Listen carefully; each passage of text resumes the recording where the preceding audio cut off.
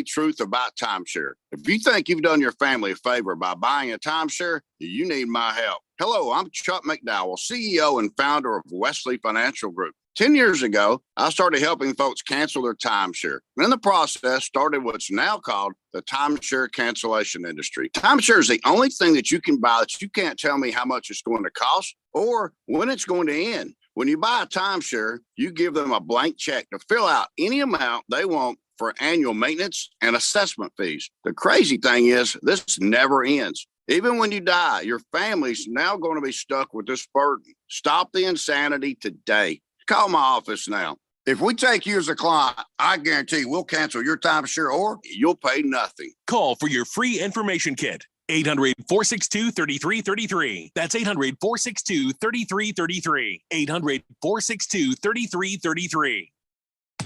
You ready for a crazy time? Well, we're going back to Dave & Buster's at the Tempe Marketplace for our Daily Blender Fantasy Football Draft Party Friday, August 25th. We're going to broadcast the Daily Blender live from 3 to 6 p.m. And then at 7 p.m., all the Blender leagues are going to draft together. It's always nuts and a ton of fun. You don't even have to be in one of our leagues to come and hang out. Join the Daily Blender at Dave & Buster's at the Tempe Marketplace, 3 p.m. till we're done partying. Friday, August 25th, here on 1580 The Fanatic. Jim Gaffigan here with some more Straight Talk. Let's take a moment to appreciate our sweet children, loving grandparents, and eternal soulmates. Now let's use them to save money on wireless. Because with the Straight Talk Silver Plan, you get 4 lines for just $25 a month with unlimited data and no contracts. So add those human pawns, loved ones, and save money. Thanks, kids. You're finally worth it. Straight Talk Wireless, available at Walmart. Get 4 lines on Silver Unlimited for $25 per line per month, plus taxes and fees. For data management practices and additional terms, visit straighttalk.com. Hi, I'm Tom Horn, Arizona Schools Chief. My job is to encourage excellence in public schools, and Arizona does have excellent public schools. But if your school is not meeting your child's needs, Arizona has adopted empowerment scholarship accounts. The accounts help parents pay for any school of their choice. Everybody should have a fair chance at education. It has afforded us the opportunity to be able to educate in the way that we see fit as parents. Learn more at azed.gov. Sponsored by the Arizona Department of Education. When you run a business, you need to be in control. And while you can't control everything that happens in the world of business, you can definitely take control of your utility expenses with the help of Harmon Solar. Give them a call and see how your company can save up to 80% on that monthly electric bill with 0 down and no payments for 12 months. Harmon Solar is a local family-owned company that uses top-of-the-line equipment. Call Harmon Solar, 800-281-3189. That's 800-281-3189. Or go to harmonsolar.com. KQFN AM Tempe, K257CD Phoenix at 99.3 FM, K240 EU Fountain Hills at 95.9 FM. Listen to Jim Rome and the Jungle, weekday mid-mornings on 1580 and 99.3. The Fanatic, live from the Harmon Solar Studios. All right, people, settle down. Because it's time. For what? Showtime. When does it start? Right now. 3, 2, 1. Let's get on with the show. Let's do it.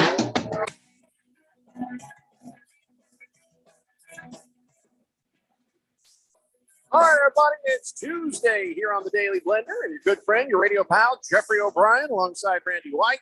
Got Keon Rose in the control room, and you guys are on the Fanatic text line, 888-368-1580, as we broadcast live in the Harmon Solar Studios in Scottsdale. And, excitement is building for the big event on August 25th, the Daily Blender Fantasy Football Draft Party. Again, reminding you, you don't even have to be part of our Daily Blender Fantasy Football to come and hang out and have some food and fun with us. It's just always a great big party, and everybody is invited. But the excitement is building, and I have been told that, yes, we will have prize raffles that day. Here are some of the prizes that are up for grabs. Just a couple I've been told about. There is a Coleman Wherever You Go portable tailgate gas grill. No kidding. 11,000 BTU. And you can take that thing with you to the lake, to the tailgating. You can take it, wherever you feel like it. And that's a great prize. Also, we're going to have some tickets to some select ASU football games. Say goodbye to the Pac-12. Wow. Say hello to the big something else. I don't know what it's going to be when it's over. Go. Big 38. Anytime you get a chance to go see the Sun Devils play football. Yeah. And it's all the good seats too, by the way. Everybody says, oh, there's some good seats right there. Hey, so we got those to give away, more giveaways to follow. And of course, Dave and Buster's Friday, August 25th. And you can be there with us the entire time or just show up later. It doesn't matter. You can be there at 3 p.m. when we broadcast or show up later at 6 or 7. As long as you show up and say, hey, we're happy. We're happy. So that's going to be fun. Yeah, come on down, hang out with us, man. Even if you're not playing fantasy football, it's still fun to see you and put a face with a name. Or is it a name with a face? I would never get that right. I've seen a lot of faces, and I wished I hadn't. But still, yes, it's, no, let's be honest. Not all of the people who listen to this show are attractive. It's not their fault. It's not their fault. I've seen a lot of faces, and I've rocked them all. We don't care that you're unfortunate looking. Look at us. We ain't much to look at. So it's okay if you show up and, are mildly revolting, or if you're just sort of repulsive or, jarring, staggering. I don't believe that's true. The fourth dimension at all. No, I'm just saying not all of them, but you know who you are. And we love you if you're fugly. We don't even care. And why are you making this a thing? I'm not making it a thing. I'm being inclusive. I think you're making this a thing. I'm letting them know. Keon, doesn't it sound like to you he's making this a thing? That your mom loves you, and so do we. It does sound like a little bit of a thing. I'm making it inclusive. I want everybody to know they're welcome. What kind of a thing? So if you're Elephant Man, yes. Or if you're missing facial features for some reason, yes. Yeah, come on out to the Dave and Buster's. If your mirror cracks on a regular basis, we don't care. Come on down. We don't care. We're inclusive. I'm the only one here saying that we're inclusive. If your face looks like someone tried to put out a fire with a pitchfork, yes, please come. We want you here. You're not going to get that sort of an invitation from anybody else. Let's be honest. You're probably getting a lot of, sir, can we talk to you? And then, sir, you can't go in there, sir. You're being asked to leave. We're asking you to show up, sir. So you can't go in there, sir. And listen, look at the three of us. We know how you feel. Do we? You poor, unfortunate, ugly sons of bitches. And we're here for you. I think we should speak for ourselves because Keon's a pretty man. Oh, I thought I didn't want him to feel left out. Sexiest man in sports talk radio right there. I mean, come on. I wonder how many people are sitting there driving going, it's about goddamn time. Thank you, Jeffrey O'Brien. Thank you. Hey, another one bites the dust-ish. Did you hear about this? The Barstool Sportsbook is dead. They have killed it. It is no more.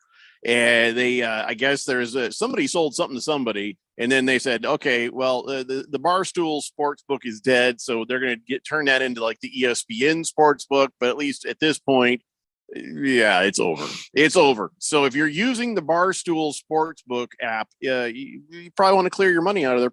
You probably don't want to leave it sitting around. Probably want to take care of some business there. I think it's the same company. They sold it back to Barstool. Yeah, but still, I wouldn't mess with it. I wouldn't mess with it, Keon. Do you have it? Do you have it? I do not have it. I'd say if you have any money in it, but you've made it very clear you're not very good at gambling. So there's probably no money in there. Well, there is, only because despite the fact that I'm not you do have money in Barstool. I knew it. Well, not in Barstool, just in my gambling accounts, because I don't bet much. I'm not great at it, but I also don't lose anything. So that weird guy who likes to eat pizza, who owns the Barstool, is he bought everything back, and now he's going to rename it the ESPN Sportsbook thing. Is that what you're saying? Yeah, it's a partnership kind of thing because ESPN has the brand. So it'll be ESPN Bet. ESPN laying off people left and right here, but they're going to go ahead. Number one, they're going to pay Pat McAfee just an absolute truckload of money, which I'm okay with. I think he's pretty damn good. They're going to go ahead and start a sports book. Well, they're not starting it. They're just joining in on one that already exists, so they don't have to really pay that upfront cost. Sounds like a partnership, yeah. And so they get to make some money without actually having to. They have to buy into this thing. Surely they have to put some money out. I mean, yeah, but they don't have to start the whole sports book by themselves because that would Well, that costs a lot of money. I don't know. That makes me nervous. I'd pull all my money out and see what happens, and then decide if we're going to go back in. You know Meanwhile, somewhere in Connecticut, Susie Colbert is watching the leaves starting to fall. I'm sure she's having a great day. You know why? She got her contract paid off, and she doesn't work for the boneheads at ESPN anymore. Well, then fine. Then somewhere in Washington, Neil Everett is sobbing a little bit. Yeah, he probably doesn't have any money set aside. No, I don't think he probably made much. Probably like, you think they gave him like, was it Washington? Was it Oregon? Where did he go to school? He went to school, I think, at Oregon. Is somebody's parking getting validated? That's about it, right? I don't even know what's happening right now. Do you know what's happening? Neil Everett a tear starts to roll out of the corner of his eye and make its way down his supple cheek. You know what? That's cultural appropriation, because the Indian standing there watching people litter out their windows as he stands there by the highways, like, great. Now here come the white men taking all our jobs. Pretty sure that's Neil Everett. I'm pretty sure that's Neil Everett. What does it come to, Randy? What does it come to? So let me tell you something else. I'm not happy. I'm not happy about. Maybe this could be why I'm a little bit grumpy. So I see this headline and I'm like, oh, hell no. And then I saw a worse headline. So let me give you the first headline. After a great visit with the Saints, Kareem Hunt is off to see the Colts. Oh, hell no. And then I see this tweet, which I've retweeted. I guess the Colts had called Kareem Hunt before he got to the Saints facility to even have his workout. They automatically offered him more money and said, get on a plane. And so he went and did his workout and got immediately on a plane. Why would they do that? Well, you know, the whole thing with my running back and the owner and everything. And they offered him more money. Hey, I don't know what you're saying. Why don't you offer that more money to the guy who is now rehabbing his knee, jackass? I'm telling you what, if they hire this, this is Kareem Hunt. Remember, he's the guy who took a running start and kicked a woman in the head in a hotel hallway. Yeah. If the Colts take him, I might be in the market for a new team. I'm serious. I'm about had enough. I mean, some of this weirdness, I'm sort of like, well, okay. Well, no, it's getting damn ridiculous. I mean, come on. Going out and actually pursuing this kind of person, somebody who would kick a woman in the head. I don't know if I can keep going, man. I don't know if I can keep going. Well, because you are a person with morals, you have a hard time letting stuff like that go. NFL teams don't have that. No owner in the league, even the quote unquote good ones, really have that. Because ultimately, if you think a guy will help you win, and if you think a guy will help you win cheaper, you'll sign him. Like that's what they do. Now you'll be in the market for an NFL team, but good luck finding one that isn't this. Michael Bidwell does not tolerate DUI. That's why he got rid of David Boston. Oh, never mind. So yeah, about that. He gets rid of players that get DUIs. Everybody else is okay. No problem if you're a GM. Yeah. You know, anything like that. Never mind. Thundersnow says, so are we going to discuss Keon's gambling addiction? Other than say he has one? No. My 50-cent bets. Okay. Last Optimist says Kareem Hunt is still going to get less than a third of the money that Taylor wants. Well, I mean, but here's the thing. They still got to pay him that 10.1, whatever is going on right now, since they tagged him. Now, if they turn to Kareem Hunt, Keon, how much do you think they'll end up paying Kareem Hunt to step in and be a running back? Oh, that ballpark it. Like 2-3 mil. Guess what? Put that 2-3 mil on the top of what you owe my friend Jonathan Taylor, and then maybe somebody's happy. You see? This is just but you have to think like Ursa is. First of all, let me get some mushrooms. Hold on. Well, first of all, you're getting a 2-for-1 player. Not only is he a running back, he could also sub in as a kicker. Guess who else? Oh my God! Almost got past me. Yeah, I had to hit the brakes on that one. It was a very subtle. Oh, no. Silver Pop says, good afternoon, gentlemen. Happy Taco Tuesday. FYI, I've been called ugly, fugly, even pugly. But I have inner beauty, Jeffrey. My mom thinks I'm cool. Well, we think you're cool too. That's what I'm saying, Silver Pops. Yeah. All are welcome. I've All been are told welcome. I've been told I have the perfect face for radio. So I have not been told that. That's weird. Mr. you have Pringle to. says, Mary Jo West told you that. "Oh, that broken nose bitch." Let me tell you something about her. Live on the air, I believe. Let me tell you something about her. Oh boy. I got stories. We had she called the show that we were doing years ago. If you don't know, Mary Jo West was she was a newscaster, a very popular newscaster down. She listened to our morning show. Mm-hmm. Yeah, if you don't know what she looks like, think Owen Wilson, but a woman. Wow. Oh, wow. She called the show and we asked her the question. I think Jeffrey asked her, "You think we'll make it in TV?" And she says, "You know what? I think you guys have the perfect face for radio." Mm-hmm. That same old tired joke that we've heard over and over again. Anybody who works in radio, shut up, Mary Jo West. I think Jeffrey hung up on her at that point. You damn right I did. Pringle wants to know if we're gonna have a throne at the football draft for Ralph. No, they've got plenty of bathrooms, man. Plenty of toilets in that place. Yeah, he can walk just like everybody else. Big George says, Big 38. He says, that's weird you say that. You try to call that conference the Big 38. He says, I'm about to celebrate my Big 38 next month. For Big George, that could be his age or the pounds of the next crap he takes. I don't know yet. Poor toilet, though. Yeah. Well, happy pre-birthday to you, Big George. That does bring up an interesting question about George, who is 7 feet tall, not a small man. And I'm going to ask you this question. Don't mean to ask you, something rude. Do you have a special toilet? You know what I'm saying? That's true, because I imagine at a normal height toilet, that's a long descent to get down to a seat. You know what I mean? A long descent. It's a ways down. You need something to help ease that. But for me, once you meet the business end of that bad boy, and I'm just saying, like, I can't sit in a preschooler's chair. And so that must be what it's like for George, sitting in normal chairs. So, I mean, that's a fair question.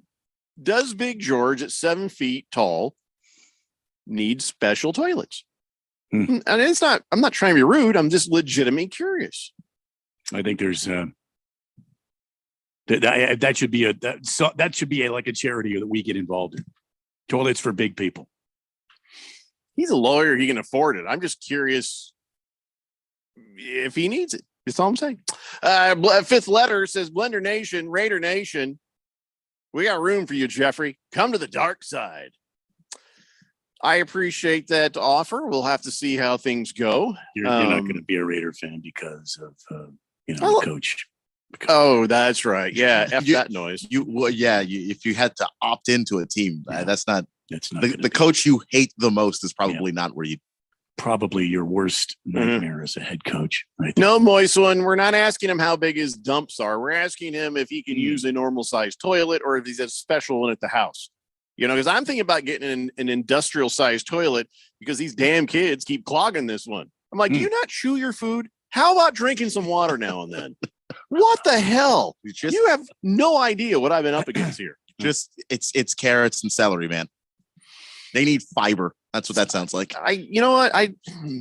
Don't get me started. But so no, we don't want to know how big the dumpage is. They need some fiber, man. Oh yeah. Beans. They absolutely need it. Wheaties. Something. Brillo pads. What do you need? Oh my God. You got to clean out that colon area. So I just need to know if he uses a special one, then I'm not kidding. I'm looking for an industrial sized toilet to put in down here. Last Optimist says Ron Rivera is saying some players just can't handle the NFL because their colleges play too simple of a system. And so the team just has low expectations for them. Not a good look. But you know what? He's not wrong. Bieniemy is right to demand a high level performance from everyone on the offensive side. Absolutely. Yeah. Absolutely right, Last Optimist. And I think it says more about a little bit about Ron Rivera, doesn't it? But about the past culture. If Bieniemy shows up and they're like, you're too demanding, And Bieniemy says, hey, maybe I'm just like my mother. She's never satisfied. And he starts singing Prince songs, and it gets weird. Well, it would get weird if Bieniemy started singing Prince songs. It would. If you've ever heard him speak, it would be very, very weird. Listen here. This is what it sounds like when doves cry. He rips a big one. I mean, that would be hilarious. I think that you'd win the locker room with that. Potentially. But no, I think that he's doing the right thing. That is winning football. That culture especially on the offensive side of the ball, they've been particularly coddled because this is not a thing that the defensive guys complain about because their coach is Jack Del Rio, and Jack Del Rio is an intense human being, and you're just not going to play around. And actually, a lot of the defensive guys have been saying it's about damn time the offense was as intense as the defense was. Well, so here we are. Intensity aside, and I get what he's saying, but I mean, there have been coaches who have been able to lead teams to Super Bowl winning seasons and not have this complex, you got to know geometry and algebra. You've got to you got to be a rocket scientist to figure out the offensive scheme. You know what I mean? But it's got one of those cards that like this long and this tall, and the font on is that big, so they can cram all the plays. I think that's what they're saying. The intensity is in the workouts and in the practice. Eric Bieniemy is demanding a high level of effort. He has kicked people out of walkthroughs because they didn't walk through all the way to where they were supposed to go. Like, okay, I know where this play ends, so I'm not going to make it all the way to my spot. Oh, like, no, I see what you're saying. Okay. You're going to walk all the way there. Or when it's time for us to go from one drill to another drill, if you're walking, you're out. No. Like he's just not playing with that. You can say what you want, but like winning GMs, winning managers, they expect you to look. One time I was watching a documentary on what was his name? He was the first baseman for the Yankees. And I know Jeffrey hates that, but look, this is a good guy. Don Mattingly. And Don Mattingly was a veteran, and he was at spring training. And Don Mattingly, with Derek Jeter, came up to this first spring training with the Yankees. Don Mattingly, Jeter was walking from one place to another, and Mattingly was trotting by him and say, we better run because somebody's always watching. Now, see, that is the culture of a winning franchise. That is somebody that expects to win. And say what you will, back in those days, the Yankees expected to win. And you can't have that if you don't have that kind of intensity or that kind of drive that you expect excellence instead of settling for mediocrity. Well, then get off the damn field. I agree 110%.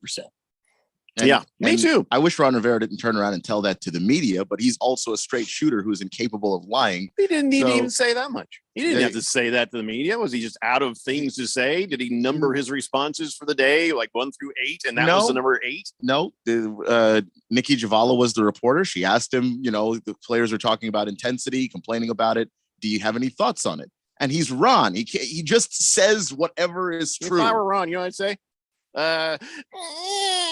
Next question. But like he's like some of the guys can't deal. Well, okay, you're not going to be playing that because Eric Bieniemy has been given free reign over that entire offense. Any decision he makes on the offensive side, it's like he's a head coach with half the power. It's not Ron Rivera making the final decision. Bieniemy makes the final decision on what goes on that side of the ball. So good luck.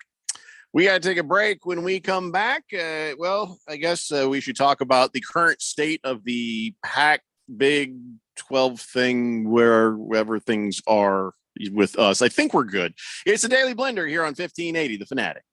This is Brent Musburger's Action Update on 1580 and 99.3 The Fanatic. The best way to start betting smarter is to sign up for a free VSiN subscription at vsin.com/subscribe. That's vsin.com/subscribe. The Diamondbacks are home tonight in Phoenix as they take on the Dodgers. It's a 2-game series in Arizona, looking to snap a 6-game losing skid, coming off a weekend series with Minnesota where they fell on Sunday 5-3. Brandon Pfaadt will get the start tonight for the Diamondbacks. He's 0-5 with an ERA over 7. Julio Urias will counter for the Dodgers. He is 8-6. Arizona getting a 1.5 -126 on the run line. Dodgers +105 on the money line. LA -158. Arizona +134. Over under 9.5.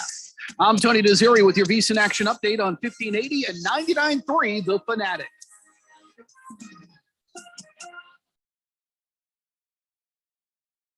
When I can't sleep, my mind just races. I think about work, the kids, but I don't think about taking melatonin because I'm afraid I'll feel groggy in the morning. ZzzQuil Pure Z's Gummies has an optimal dose of melatonin for no next day grogginess, so you can fall asleep naturally and wake up feeling refreshed. ZzzQuil Pure Z's Gummies for better sleep like never before. And try Pure Z Sleep plus Next Day Energy with melatonin plus extended release B vitamins.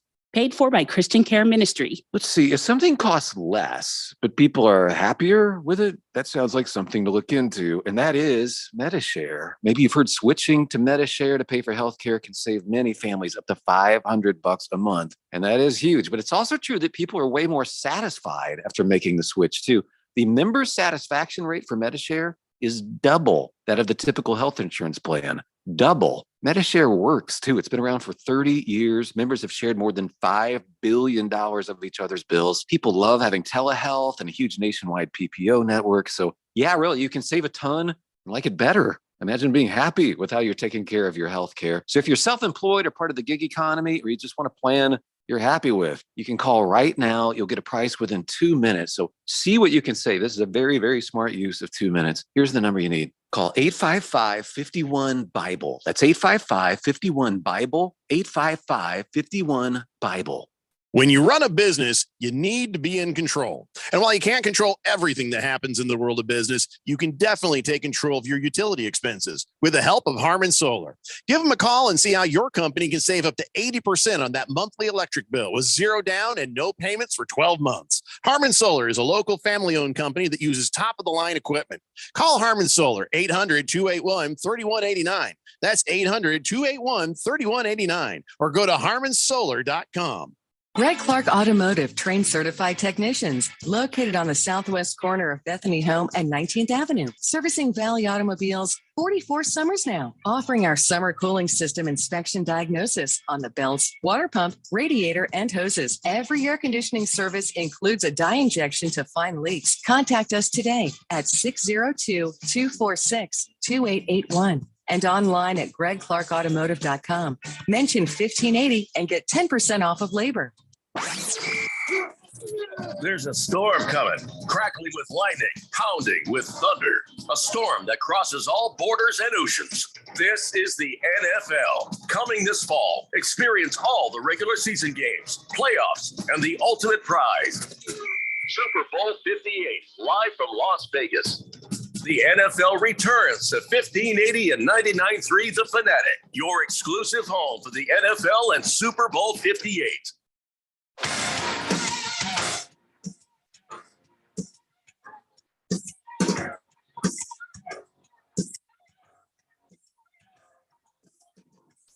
Hey, Blender here on 1580 The Fanatic. Yeah, I guess I am in a little bit of a grumpy mood. I think it's been noticed that I might be in a bit of a grumpy mood. You know, well, who called you grumpy? My wife. But she understands. You know, I was sitting here at the table eating my 3 slices of pizza as the prophecy foretold. And she's like, so what's your problem? And I said, well, I got kicked out of ninja school. She's like, why? Because they knew I showed up. And I was like, oh. So, you know, I mean, I guess I got a right to be a little bit grumpy right now. What's your problem? I'm not grouchy. I'm having a pretty good day, actually. I was talking to Keon. Oh, I was also having a pretty good day, to be honest. Well, you know what? I'm going to put an end to that. And for that everybody right now. Yeah. Well, I'm about to end Donnie's delusions. Donnie is on the text line, 888-368-1580. Says, is Radio Ron picking up our draft tab? No. You are picking up your draft tab. We will have giveaways. I'm sure some Dave and Buster's money it could be in the mix of that. But right now, you're picking up your draft tab. Unless you have some beer bets out there that you have won with us. Hey, Keon, check our little betting register there and see if Donnie is involved in any of that. I think he might be. And see if he's won anything. Not sure that he has, but it's worth taking a look for Donnie. See if he even gets one beer. Big George answers the question I asked. And, you know, I'm trying not to be too rude about it, but you know, he's a 7-foot man. He's a large man. Yeah. He's a big man. You know, he's actual size. And I just was wondering, does he require a special toilet? And so here was the answer. He says, so when we moved into our house, we had to put in a new toilet in the master bathroom because the existing one was an old low 1960s toilet with a round bowl.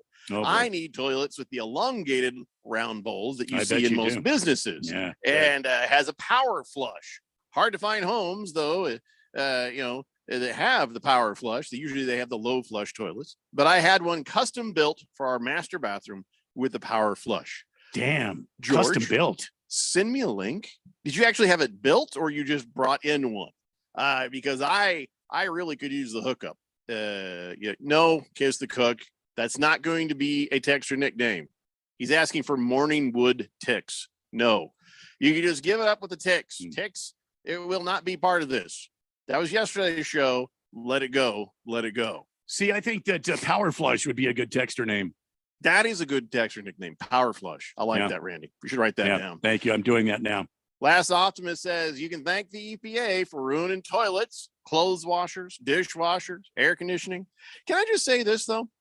All of those things work for me. You may think the EPA has ruined it for some reason. My dishes come out clean, and I've got a modern dishwasher.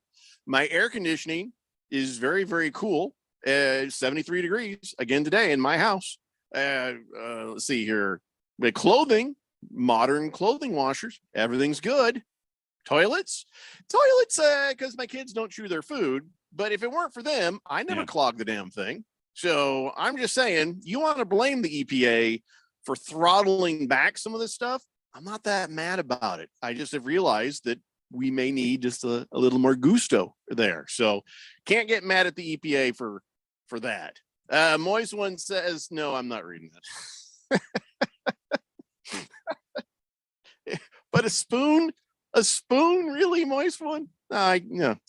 Cardinal Art says, what the hell is up with Sean Payton and these rules, Jeffco?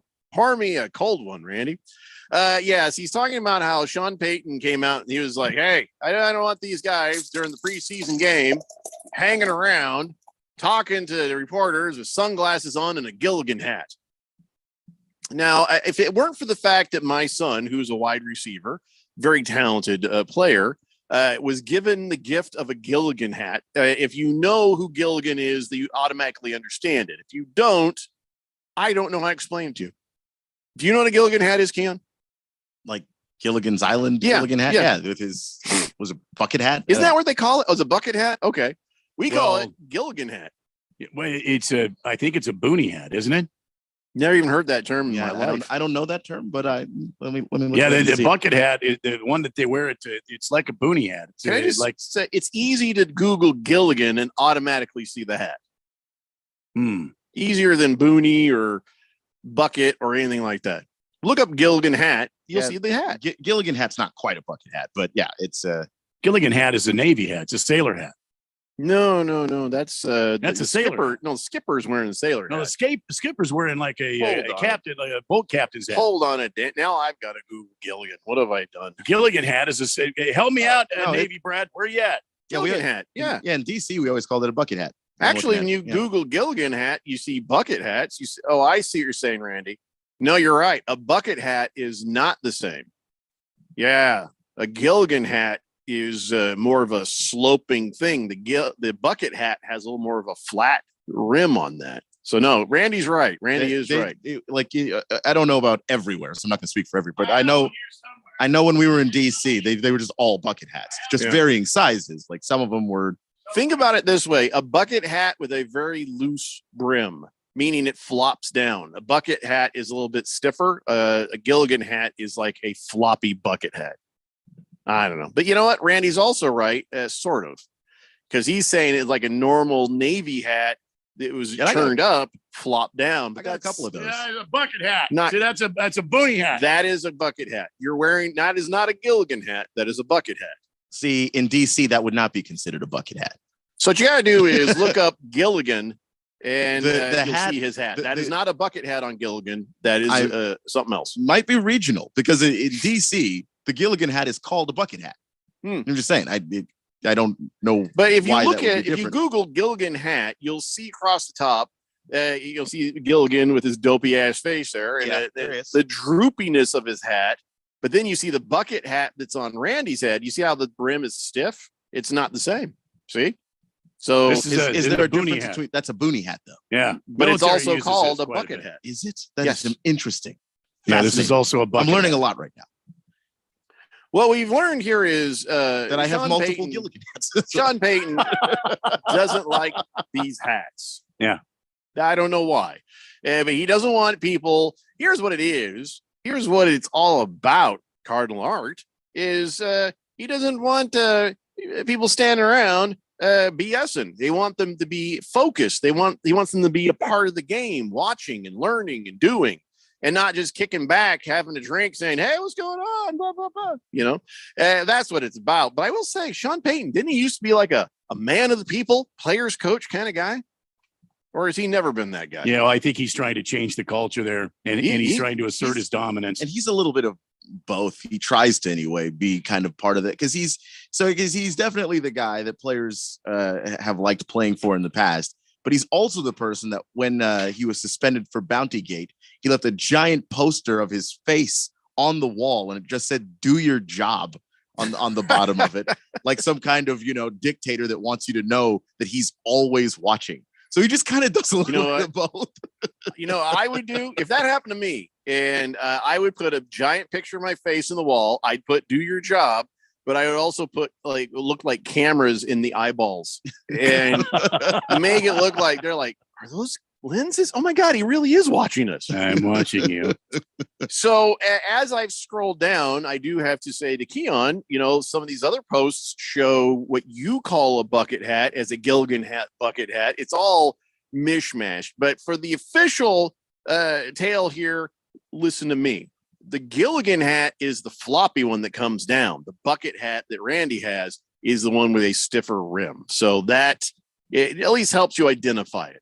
And let's be honest, if you're wearing one of these hats generally in life, yeah, life's not going great for you. So, well, I don't know about that. I mean, I have like three of them. If you're walking around on the street wearing it, that's what I'm saying. If this is your go-to attire, it's you're probably you're late for your shift at the car wash. If you see this coming at you, that's usually well, that's military. That's different. I mean, that's Air Force, so you shouldn't see that coming at you. But yeah, I mean, if you're wearing the floppy Gilligan, my son got one for his birthday, and he loved it. He said he walked around wearing that thing, and at first it was kind of cute, like, "Hey, Gilligan." After I was like, "Please just take it off. Please take it off. Just can we not go out in public with you wearing that hat?" Yeah, don't do that. Please. I got a black one, I got a green one, and then I got a Commander's one I can't find. Well, you can't find it. We moved, and I haven't been able to find it.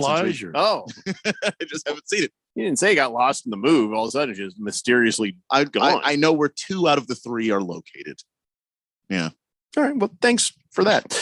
Bruno Baller says, if you end up stranded on an island after a 3-hour tour, it is okay to wear a Gilligan hat. Oh, no, that's recommended. Yeah. Or if you're a guy, I'll take it back, because some of the times the guys that work outside, construction workers, that kind of thing, they make a lot of good money doing that. And if you're one of those guys wearing the floppy hat, just trying not to get skin cancer, by God, thumbs up on the Gilligan hat or even the big floppy hat. Last Optimist says those hats are great if you're going to go out fishing or hiking. Yeah, see, something to protect you from, I'm talking about, all the time. But we live here all the time. Well, you shouldn't be outside all the time. Well, not all the time, but if it's your go-to when you go outside, if you live here, you should have a sombrero. Well, that way you have shade for you and a friend. Not culturally appropriating a Gilligan hat. Just not this one. This one's special, but Keon, as an African-American man, if you wear the Gilligan hat, are you not culturally appropriating my culture? And if you wear a sombrero, are you culturally appropriating theirs? You can't wear any hats. America is our culture, and we have Gilligan. You don't know. Oh, that's right. See, that's the problem with people who confuse racism for, countries and nationalism. You know, you got to be careful you don't get too nationalistic, because we've seen what happened there in Germany when that happened. But to say, if I said, oh, this Mexican guy cut me off in traffic, everything, oh, that's racist. No, the dude had Mexican Sonoran plates. He was from Mexico. He is Mexican. That wasn't a slur. That was a descriptive that is absolutely appropriate. It's like saying a Canadian cut me off in traffic because he had Canadian plates. Am I suddenly racist for calling a guy Canadian? So we have to be careful. There can be blurred lines between racism and just talking about people from other countries. Just because you talk about other countries doesn't automatically make you racist. But it ain't hard to pick them out when they are racist. You know what I'm saying? But we do need to be a little more careful at the other end of that. Because I can say, if you say, oh, like Ralph tried this on us. Yeah, we were making fun of Italians. He's like, oh, that's racist. Italian's not a race. You're a white guy that talks with his hands. You know, Irish isn't a race. It's a white guy who, well, he's usually drunk, you know? And English isn't a race. Talks with his hands. The Irish guy talks with a slur. You're just a white guy with bad teeth. So there's, you know, listen. It's not racist to make fun of British food because it's real bad. Exactly. It's not racist to say, you know, it's how it's said. If you're like, that dirty Mexican, well, okay, now you just need to stop. It's no longer descriptive. It's a racist descriptive. But I'm just saying, the reason I bring this up, I'll explain when we come back. There's a WNBA player who's in some hot water. She's Australian. She said some stuff. She says she didn't. Everybody else says she did. She's in a little hot water about it. But there's a thing where you have to kind of take a step back and look at it. Let's do that when we come back. It's the Daily Blender here on 1580, The Fanatic. Do you struggle with occasional nerve aches in your hands or feet? Try Nervive Nerve Relief from the world's #1 nerve care company. Nervive tablets contain alpha-lipoic acid to relieve nerve aches, weakness, and discomfort, plus B-complex vitamins to support healthy nerve function as you age. Live life with less nerve discomfort with Nervive Nerve Relief. Learn more at nervivehealth.com. And try Nervive Pain Relieving Cream to block nerve pain signals at the source. Use as directed. If you're an agent or broker in group benefits, get ready to learn about an exciting and innovative new program to offer your clients. Eternal Benefit is now offering the first pre-planning program that's available as a payroll deduction and allows benefits for the entire family. Our pre-planning program can include coverage for yourself, your spouse, plus your immediate family, including parents, children, grandparents, and even aunts, uncles, and cousins. Looking for a great reason to contact your clients? This is it. No more meetings where you have nothing new to offer. Eternal Benefit plans. Lock in and provide for funeral and burial expenses regardless of price increases. Employees can now take care of their family member without pressure. Choose from hundreds of funeral homes and cemeteries. Plans are completely transferable, even if your clients move to another state. The program pays some of the highest commissions in the group benefits area. Find out more. Go to eternalbenefit.com. That's eternalbenefit.com or call 602-315-2574. Eternalbenefit.com. That's eternalbenefit.com or call 602-315-2574. You ready for a crazy time? Well, we're going back to Dave & Buster's at the Tempe Marketplace for our Daily Blender Fantasy Football Draft Party Friday, August 25th. We're going to broadcast the Daily Blender live from 3 to 6 p.m. And then at 7 p.m., all the Blender leagues are going to draft together. It's always nuts and a ton of fun. You don't even have to be in one of our leagues to come and hang out. Join the Daily Blender at Dave & Buster's at the Tempe Marketplace, 3 p.m. till we're done partying. Friday, August 25th, here on 1580 The Fanatic. Jim Gaffigan here with some more straight talk. Let's take a moment to appreciate our sweet children, loving grandparents, and eternal soulmates. Now let's use them to save money on wireless. Because with the Straight Talk Silver Plan, you get 4 lines for just $25 a month with unlimited data and no contracts. So add those human pawns, loved ones, and save money. Thanks, kids. They're finally worth it. Straight Talk Wireless, available at Walmart. Get 4 lines on Silver Unlimited for $25 per line per month, plus taxes and fees. For data management practices and additional terms, visit straighttalk.com. Your home for sports. 1580 and 99.3 The Fanatic.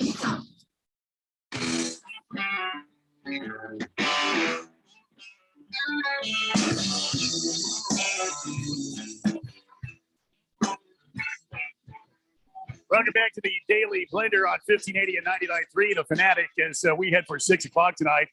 Okay, the U.S. has been knocked out of the round of 16, but there's still plenty of opportunities for you to make some money on the World Cup, the Women's Soccer World Cup going on right now. And FanDuel, America's #1 sportsbook, is the place to hook you up because right now new customers get a no sweat first bet up to $1,000. It's $1,000 back in bonus bets if your first bet doesn't win. Just go to FanDuel.com/Randy1580 and join today.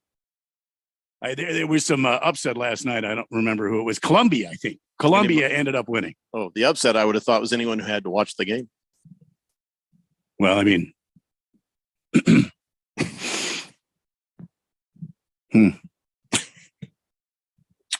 might be a long shot. You could put that, that first bet down on, and if it misses, FanDuel is going to hook you up with $1,000, up to $1,000 in no sweat first bet, up to $1,000. So it'll cover your bet. Let's put you put $50 down on Columbia to win. Columbia doesn't win it. You're going to get the $50 back in bonus bets from FanDuel, but you can't do it if you don't sign up. You can't win if you don't take the shot. Go to FanDuel.com/Randy1580 and sign up today. Make every moment more with FanDuel, America's #1 sports book. You must be 21 or older, present in Arizona. First online real money wager, only $10 deposit required. Refund issued as non-withdrawable bonus bets, which expire in 7 days. Restrictions apply. See terms at FanDuel.com/sportsbook. Gambling problem? Call 1-800-NEXT-STEP or text NEXT STEP to 53342. That's a good point, Jeff. Sorry. I mean, you got to be sort of knowledgeable of the soccer, of the football, as they say over there in soccer world, over there across the pond. Football. We need to be knowledgeable on a couple of other things real fast before we move on. One, the Mega Million is at $1.5 billion tonight. Just saying, might want to queue up somewhere and get yourself a ticket. You never know. You never know. The other thing we need to be knowledgeable about is the damn weather. Randy, can you fill us in on what the current situation of weather is? Or just, if you don't want to get into it, just say how many more days we have until it's under 110 degrees. You keep asking me that. From the Harmon Solar 1580, the Fanatic Weather Center. The Weather Hefe, Chief Meteorologist Randy White coming at you live and direct. Well, hot right now, 107 currently in the outside world. It was actually expected only to get up to 107 today. We'll wait and see what the official number was, which is good. 106 on Thursday, Friday, Saturday. It's going to be 105. Sunday, 109. But yeah, see, Monday, Jeffrey, it's back up to the 110s and above. Next Thursday, 117 for the outlook. No chance of rain, at least not in my current forecast. Humidity, but it's okay because humidity is also starting to rise. It's 25% out there. From the 1580, the Fanatic Harmon Solar Weather Center, Chief Meteorologist Randy White. Back to you, Jeff. Go. All right. Thanks, Randy. Hopefully better news ahead. All right, let's talk about what I was alluding to. Now, there has been a little trouble with former WNBA star Liz Cambage. Did I say that right? Cambage? Cambage. Cambage. Yeah. She's an Australian lady, and she plays the basketball. And I guess, last year, she was playing, and they were playing the Nigerian team, and evidently she was shouting out rude things to the Nigerian team, calling them monkeys, and said, "Go back to your third world country." This is during a scrimmage between Australia and Nigeria in Las Vegas, and so the video went around, and it hasn't been great for her. I'm very confused. Well, I think she's maybe crazy. She might have some issues. She may have some mental health problems. She even stepped away from the WNBA saying that. But she came out and during a podcast, and she says, listen, I didn't do that. I never said those things. In fact, I'm in good with the Nigerian team. In fact, that I have left the Australian team, and they want me to come play for the Nigerian team. And of course, this gal from the Nigerian team says, "No, I'm sorry, but this is false. She called us monkeys and told us to go back to our country." Yes, she said that. Literally everybody on both teams have the same story but her. So do the math. And so she's like, no, I'm in cahoots with the team. And she says, no, the only person she's in cahoots with, former coach of the Nigerian team. So it's like, all right. But here's the thing. Did I mention at any point in this conversation that Liz is, she's what do you call it? She's Australia. She's black. Yeah. See, I didn't know the nice way to say it. She's from Australia. Is it African Australian? I don't know how the Aussies do that. So I am very confused by all of this, Keon.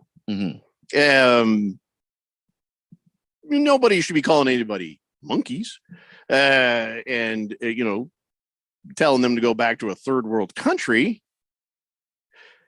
Can you help me here? I don't know how much I can help you. She's said things like that before. She tried to smooth it over at a press conference when she was with the LA Sparks still playing for them. And she had a Nigerian teammate, Chime Mbumuke, and she was talking about how, she's good with Nigerian people, and neither of her teammates seemed to be particularly impressed or seemed to believe anything that was coming out of her mouth. Is this a thing where she's being racist, or is this a thing where she's being nationalist, where she's making fun of their country? You see what I'm saying?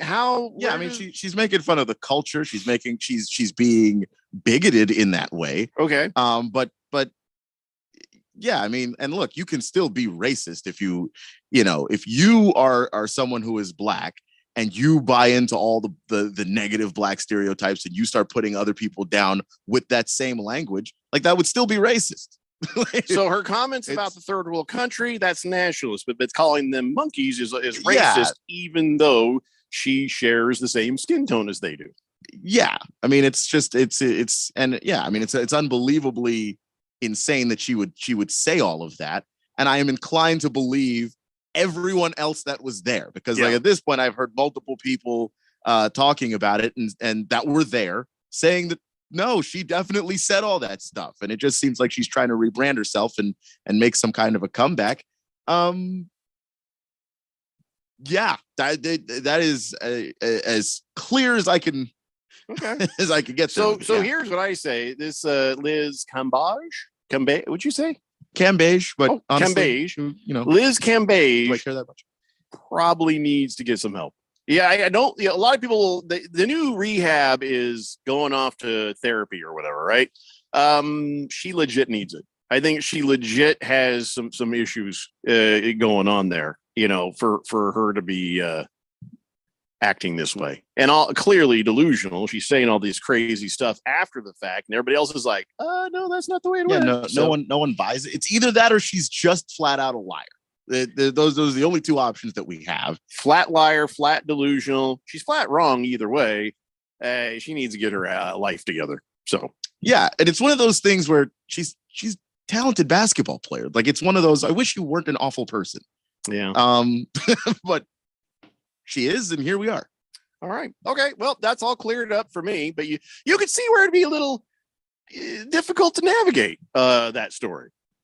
A little bit, but it's just, you always have to take into account some of the factors at play, that if you come from, for instance, a wealthier nation, it's going to be easier for you to look down somebody from a country that's poorer than yours, and I don't understand why that would be the case. Like Nigerian people can't help the situation that their country is in, and some of the issues that their government has had with corruption and things like that. Like that's not their fault. So like, why would you make fun of that? Yeah. There's just certain things you don't have to make fun of. And there's plenty of Nigerian people who have been incredibly successful. I don't know, every great edge rusher in the NFL for some reason, just like a lot of great Nigerian players all the way back to the Nigerian Nightmare. So like, I just love that think, guy. I just think that every Nigerian person I've ever met has been an incredibly nice and gracious person. And anytime you come across somebody from another country, you can't look at the money that country has as a determination of that person, and that to me is also incredibly just a low blow. I don't like that. Well, whether it's racist or not, it's definitely ugly. But it sounds like there's elements of both things in there. So, all right. Thank you for helping me wrap my brain around that one. It's a Daily Blender, and the number is 888-368-1580. Don't call. We're not answering. That's for texting. You can text us. Bruno Baller says, were you thinking it might be? No, I can't. I'm not going there. Moist One says, she's like 6'10". I think she needs to be locked in a room with me for about 24 hours. I might be able to fix her. She ain't letting you climb. Just shut up. I don't. Oh, the moist Not one. helping, Moist One. The moist one. Last Optimist says, don't tell President FDR that Italians aren't race. Back in the early 1900s, Italians were considered a race and were low on the eugenics, perfect genetic hierarchy. In the 1800s, Irish were considered nearly subhuman and only allowed to work sewage, trash, and grave digging style of jobs. Yeah, but that was the funny thing about it. White guys. It was just where they were from was attached to them as a label. Is there attributes of people who are from Ireland, just like there are from England, like there are from Italy? Yes, but they're not races. It's not a race. I do think that there is something there because they were considered that at a time. Obviously not anymore because, the definition of who does and does not get to be white moves as it's convenient for people in power. So like once upon a time, discriminating against the Irish was something that was useful and then it wasn't. So like that kind of thing does change over time. Hey, and we might be drunks, but we were pretty smart. We took the job of fireman and police officer, and everybody's like, we better not mess with them anymore because we found some way to be necessary. Yeah, it's just the slavery aspect of it. The Irish people were right in there too originally. So like it expands, contracts. It's just a whole social construct we made up. Flappy Mac says, in that opening for the Gilligan Island, back when it was in black and white, before Professor Marianne got added to the song there, Gilligan is wearing an actual sailor's cap in traditional military style in that one. Wow. I can't believe we've just found a Gilligan's Island nerd. Are you? I've never in my life. It's the fourth dimension. I never doubt them anymore. That's amazing, Flappy Max. Kiss the Cook says, it's a first mate sailor hat with the brim pulled down. Well, it's with the brim floppy, so it is different. Cards Chappie says, DC likes to change the definitions of normal things. I don't trust hat naming. It's a good point. A lot of stuff in DC. Yeah. Taco Kenny says, Randy has a stiff what? Brim on his hat. It's a stiff. Excuse me? Yeah. The Big T says, called a Tilly hat. Tilly hat. I haven't heard that one. I heard Gilly's hat. Is it not Tilly just the company that makes the hat? Am I wrong about that? I don't know. Should look that up. Mr. Pringle says, things I've learned today. George needs a big toilet. Nationalism isn't racism. He says, can we talk about NFL quarterbacks now?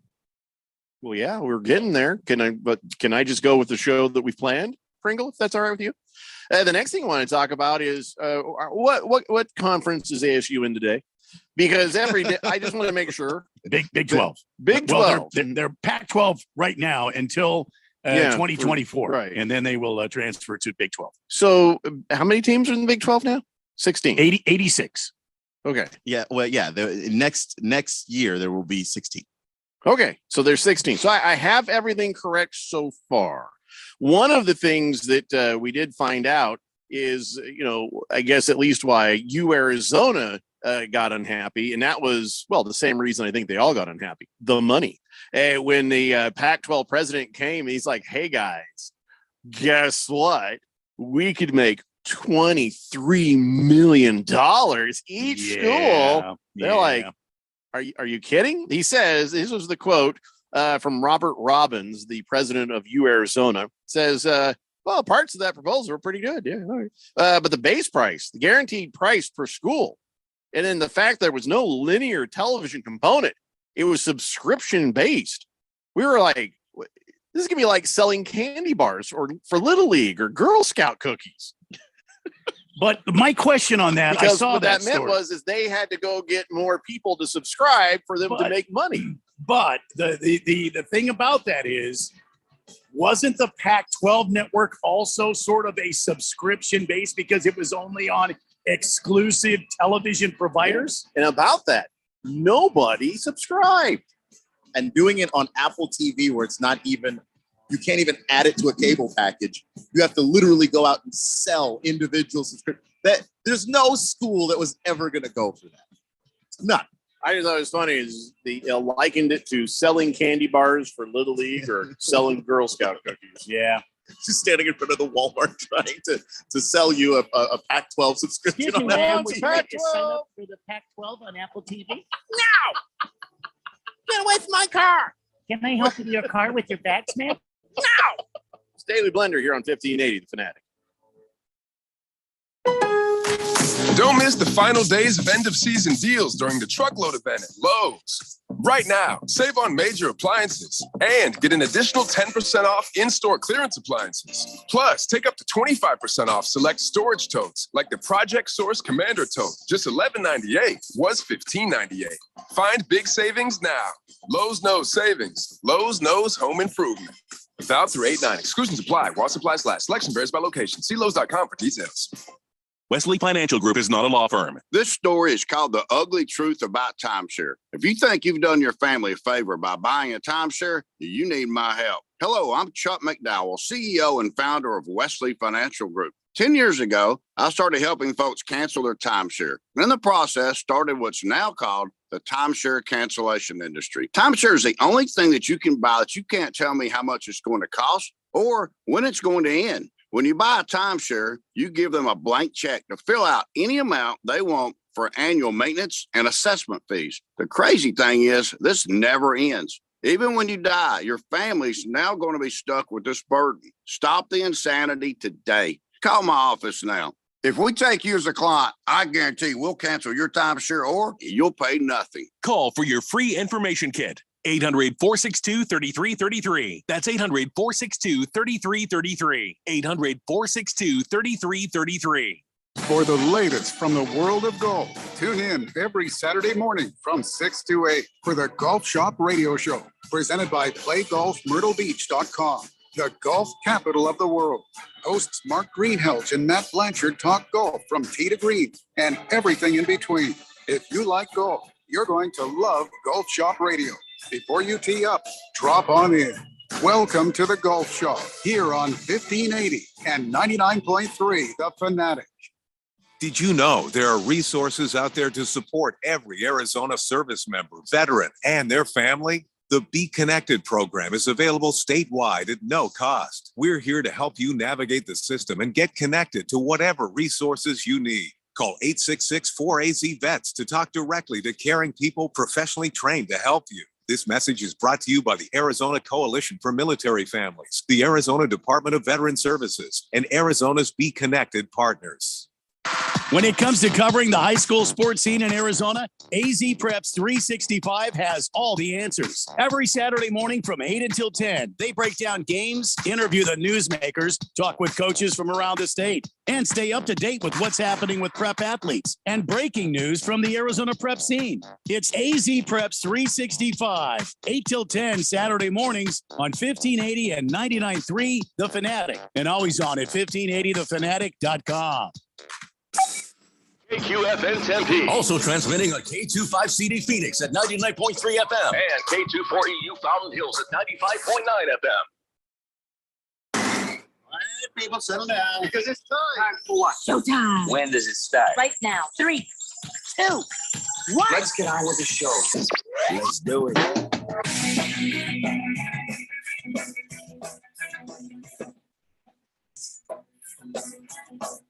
All right, everybody, it's 4 o'clock here on the Daily Blender. I'm your good friend, your radio pal, Jeffrey O'Brien, alongside Randy White. Got Keon Rose in the control room, and you guys are on the Fanatic text line, 888-368-1580, as we broadcast live in the Harmon Solar Studio in Scottsdale. Oh, boy. Hold on. What's the matter? Oh, I hear dog barking. I've been left alone with the puppies, and I don't know what that meant. You can't tell it was a cry for help or or I don't know what's happening. I probably have to go check. But something we are going to talk about, Randy, is going to be what happened with the Orioles broadcaster, Kevin Brown. Now, Kevin Brown, he went on the air. We mentioned this briefly yesterday, but then when I went back and watched the video, I was like, wow. Yeah, could you believe that? Extremely sensitive. So here's what happens is Orioles broadcaster Kevin Brown goes on. He's given like the setup for the game, and they got a graphic that shows the last time that the Orioles beat the Rays and stuff like that. And he was just giving some good, some good analysis right there. He was just making, it wasn't being like rude or bagging on the guys. Here, let's go ahead and play the audio. It's a minute long, but I want you to hear it for context. I want you to hear Kevin Brown. This is what got him suspended. Brandon Hyde has felt like this has been maybe the toughest ballpark to play in, but the Orioles have a chance to do something special today. They've already clinched at least a split in the series, winning 2 of the first 3, and they could pick up a series win behind Tyler Wells today. It's been a minute. The Orioles split a 2-gamer with the Rays in June. They had lost their last 15 series here at Tropicana Field. You have to go back to when our now colleague Brad Brock picked up the win in the series finale, June 25th, 2017, the last time the Orioles won a series here at St. Pete. Already got 3-2 at the Trop this year after winning 3 of 18 the previous 3 years. Just facts combined. It is a stark difference, Ben, and it is not a bad Rays team. It's not like all of a sudden the Rays became slouches in the American League East. They've led this division every day, but now 2, and the Orioles once again are back alone in first place. Yeah, and he says nice things about the Orioles. He's just saying, hey, listen, it's been a while since this has happened, and he's basically saying, hey, tonight's going to be good. We're going to finally get off the schneid with these guys, and let's kick their butts, that sort of thing.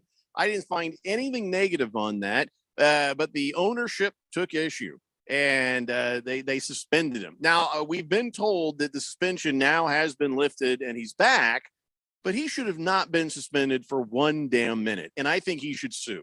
But he won't, because that's his job, and he's like, hey, good to be back, guys. But here's the thing. I get it. The team pays his salary. Okay, if he's a broadcaster for television or radio, and that TV or radio station has a contract with the team, let's not mince any words about it. The team owns them, and they're not going to do negative stories about the ownership or team. It's the same thing with the Suns and any TV station or radio station that carries them. Same thing with the Diamondbacks with any TV station or radio station that carries them. And it is really true about the Cardinals and any TV or radio station that carries them.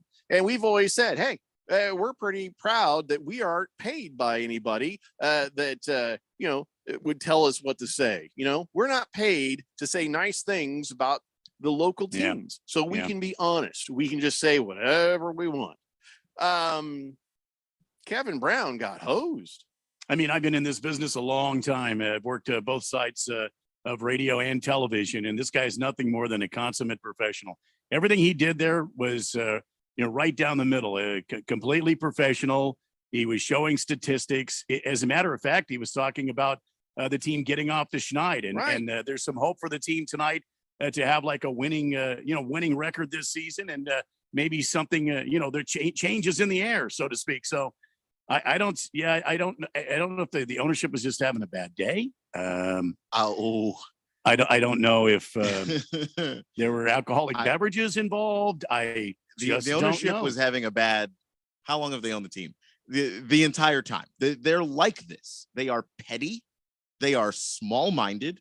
They go after people who say negative things, even remotely negative things, even things like in this case that they perceived as being negative. 2010, Cal Ripken Jr. was trying to come back and be a part of the organization. He wanted to mentor some of the young guys on the team because they weren't good.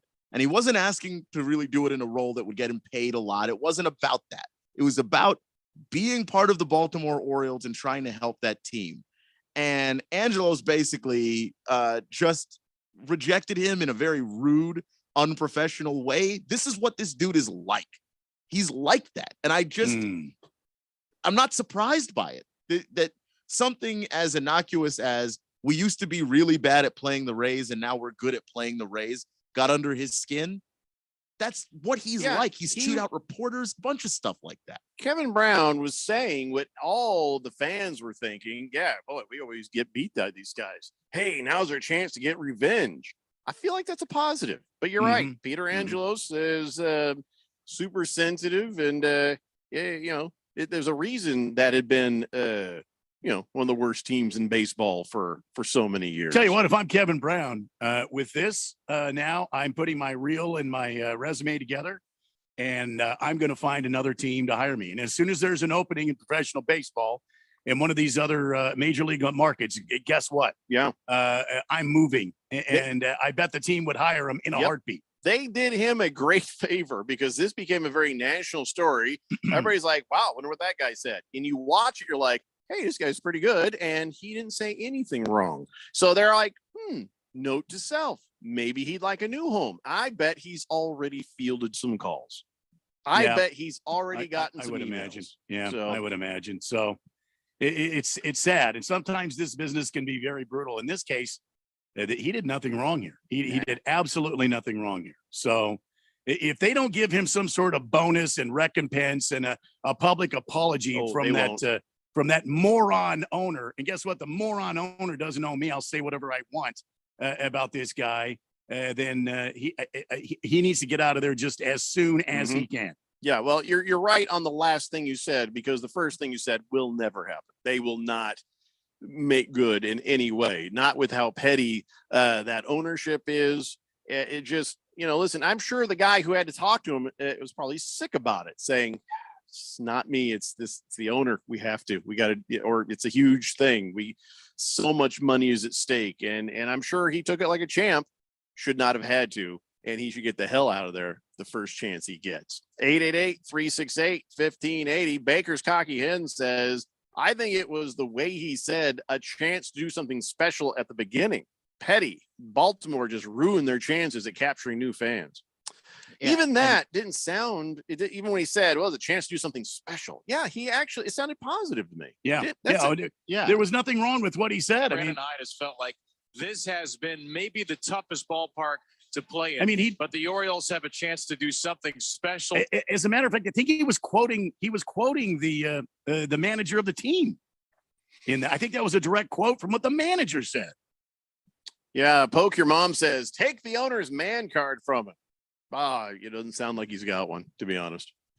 Can't take something that somebody doesn't have. Las Toby says, moron owner on the phone right now, crying to Radio Ron. Yeah, well, I think I know Radio Ron, and I think Radio Ron would have my six on this one. Yeah, those conversations usually end with Ron laughing and hanging up a phone. You think we haven't had people call up and try to get us fired? You're new here. Big George says, this Pete Angelos guy, that is the same guy who fired John Miller in 1996 over something just as trivial. Important to note, John Miller, he's been broadcasting for 25 years in San Francisco, and he's doing just fine. Free Kevin Brown. Yeah, I got news for you. And the community in DC area, the Maryland area, still remember John Miller and still have a bad taste about that happening. So, because I was reading some of the comments on Twitter or X or whatever it is today, I was reading some of the context. There are a lot of people that were like, "Oh, yeah, say he did the same thing to John Miller." Yeah. Good. Yeah. On the other hand of that, though, it's good to be king. He got away with that almost 30 years ago. He's still here. So I guess when you're the owner, not a whole lot of long-term accountability, is there? I mean, he's a guy, he's lashed out at reporters for asking him, hey, we've got a lot of young talent on this team and the team's pretty good. Are you willing to spend money to keep the guys? And essentially his answer in some of the most rude ways imaginable was that payroll is not my job. Actually, owner of the team who cuts all the checks, payroll is quite literally your job. Yeah, that's a dumb thing to say right there. Yeah. So the new puppy has come into the room. and he's out of arm's length and he's barking at me. He's like, "Come play with me." I'm like, "You come here." Yeah. You come here and I'll He's show you. yelling I'll at show you. you to everybody. Come here. He's yelling at you. He doesn't come when you call him. Well, you've got these weird things on your head, and you're talking into this weird stick, and he's probably a little freaked out. Stand by, everybody. We're gonna get a look at Jeffrey's new dog. I mean, Yeah. he sounds like a job. He Right. sounds. Look at him. Oh, He's running away from me, which Oh. usually he's running to me. He wants to be picked up all the But the time. thing is, when you go after him, he wants you to chase him. he's very handsome. Oh boy. Why do I do that every time I see a dog? Just break into that. It's a natural reflex. Oh, don't yell Yeah. at me. He ran off and came back. He's like, "Don't you ever put me on air without my permission again." Poor guy. I don't, that really was probably very brave of me to pick him up and put him on camera because he's had diarrhea, and that could have gone horribly wrong. Then he could have nervous peed on you. Yeah, I was wondering if he was going to, but he didn't. Mm-hmm. Buddy is the one who's nervous Peter. No, not Bebo there. All right. Anyway, sorry. Baker's Cocky Hen says, "I love me some John Miller. Haven't watched Sunday night base ball since he left." Yeah, well, ESPN did him wrong too. So, but you know what? He's very content calling San Francisco Giant games. He's doing very well. I thought him and Joe Morgan, until the great Joe Morgan passed away, I thought him and Joe Morgan were a tremendous baseball duo. Why did you get so quiet? Me? Yeah. I don't know. I just Randy finished a sentence, and I know. Period. The end. And then we just stopped. Sorry, I'm getting. Are you worried about the dogs? They're planning an attack or what? They are planning an attack. Cardinal Art says Davies resigned from Baltimore after winning Manager of the Year and taking the O's to the playoffs in a long time. Didn't want to give him an extension there. Hefty Lefty says, "How did Bebo do with the Thunder last night?" Okay, both dogs were fine last night, but then I took them outside at 6 a.m. I'm an early riser, and we went outside, and as they were kind of hanging out, all of a sudden, thunder hit. Buddy's like, "Oh, hell no!" And he just like, "I'm going in." And and Bebo, the new puppy, he just started howling at the storm, like, "Bring it!" Like like the old guy in the Old Man in the Sea, just shouting into the void. He's brave. What you got for me? That's it. It's just like like Truman in the Truman Show. He's like, "Ah." Big George says, "Now this day where I am glad I am watching YouTube. Got to see the cute dog. Yeah, everybody loves a dog. Come on, everybody loves a dog." Let's see. Baker's Cocky Hen says, "Your puppy's little bark has Yukon awakening from his slumber." Yeah, I didn't think about that. Some people might have the speakers on in the house and now their dogs are barking. Yeah, that's what happens in my house. Anytime a dog comes on the TV, Buddy loses his bleep. She just starts barking like happy, but barking like crazy at the screen. Oh, yeah. Yeah. Cecil does that. Well, right now, if this was on a big TV, Buddy would be barking at Cecil, who just walked in the room. Yeah. Oh, yeah. He just came in. I heard him come in. So, because I said his name, Cecil would do that. Wouldn't you do that? Hefty Lefty says, "My 105-pound Labradane thought it was World War III when the thunder hit." Excuse me. Pink Eye says, "What's the dog's name?" Bebo. In fact, I told my wife, she named him Bebo. This is where it was weird. We were talking about dog names, and we were talking about Latin, and we were talking about this, and we were joking about literary stuff. And I said, "Well, maybe you should name your dog Bibliography." And she goes, "Yeah, Bebo." And I don't know where she got Bebo from, bibliography, but that's where the name came from. There's a weirder way to name a dog than bibliography getting to be Bebo. I've not heard of one. All right. He doesn't know his name yet. Yeah, you shut up. He knows that one. Shut up, you stinky little bastard. Anyway, Joe the Show says, "That's an adorable pup, Jeffrey.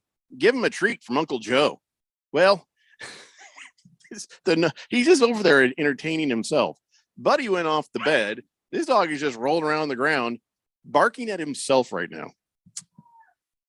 He might be off. Anyway, Chicken Flap, Morgan Randy. Great commentary, great player. Does that make any sense to you? Well, John Miller and Joe Morgan. Yeah, absolutely. Chicken Flap. They call him Chicken Flap because he had this kind of habit of going up, and he would flap his back arm really hard when he was at the plate. He would flap it. So a lot of people picked up the nickname Chicken Flap. So that's what he would do. He'd get set, and he'd flap that arm, and then man, he could hit. Boy, I like that Baker's Cocky Hens' dog Yukon is sitting there in a Spider-Man chair. He has like a little comfy kid's Spider-Man chair as a bed. All right. That's pretty awesome. So it seems like Major League Baseball has seen a lot of baseball players over the years, Randy, from the beginning, right? Yeah. But it turns out somebody did the math, and the total is way smaller than you probably think it is. As of yesterday, I went and counted. In 147 years of baseball history, there have been a total of 20,459 Major League ball players. Sounds about right. Sounds right. Right. 150 years. You feel like it'd be more. It includes everybody who played for decades down to those who were just there for one game. This is everybody, Randy. Everybody.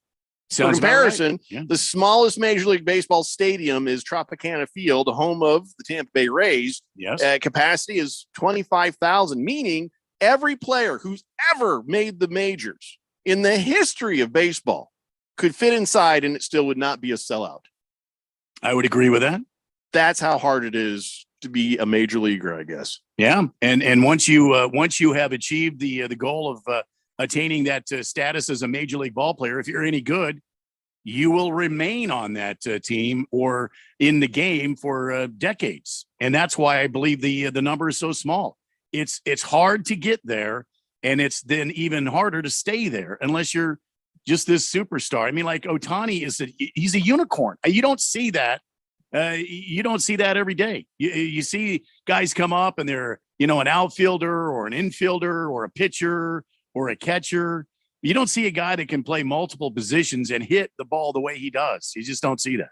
So I would imagine Ohtani's going to be at least 2 decades in this game.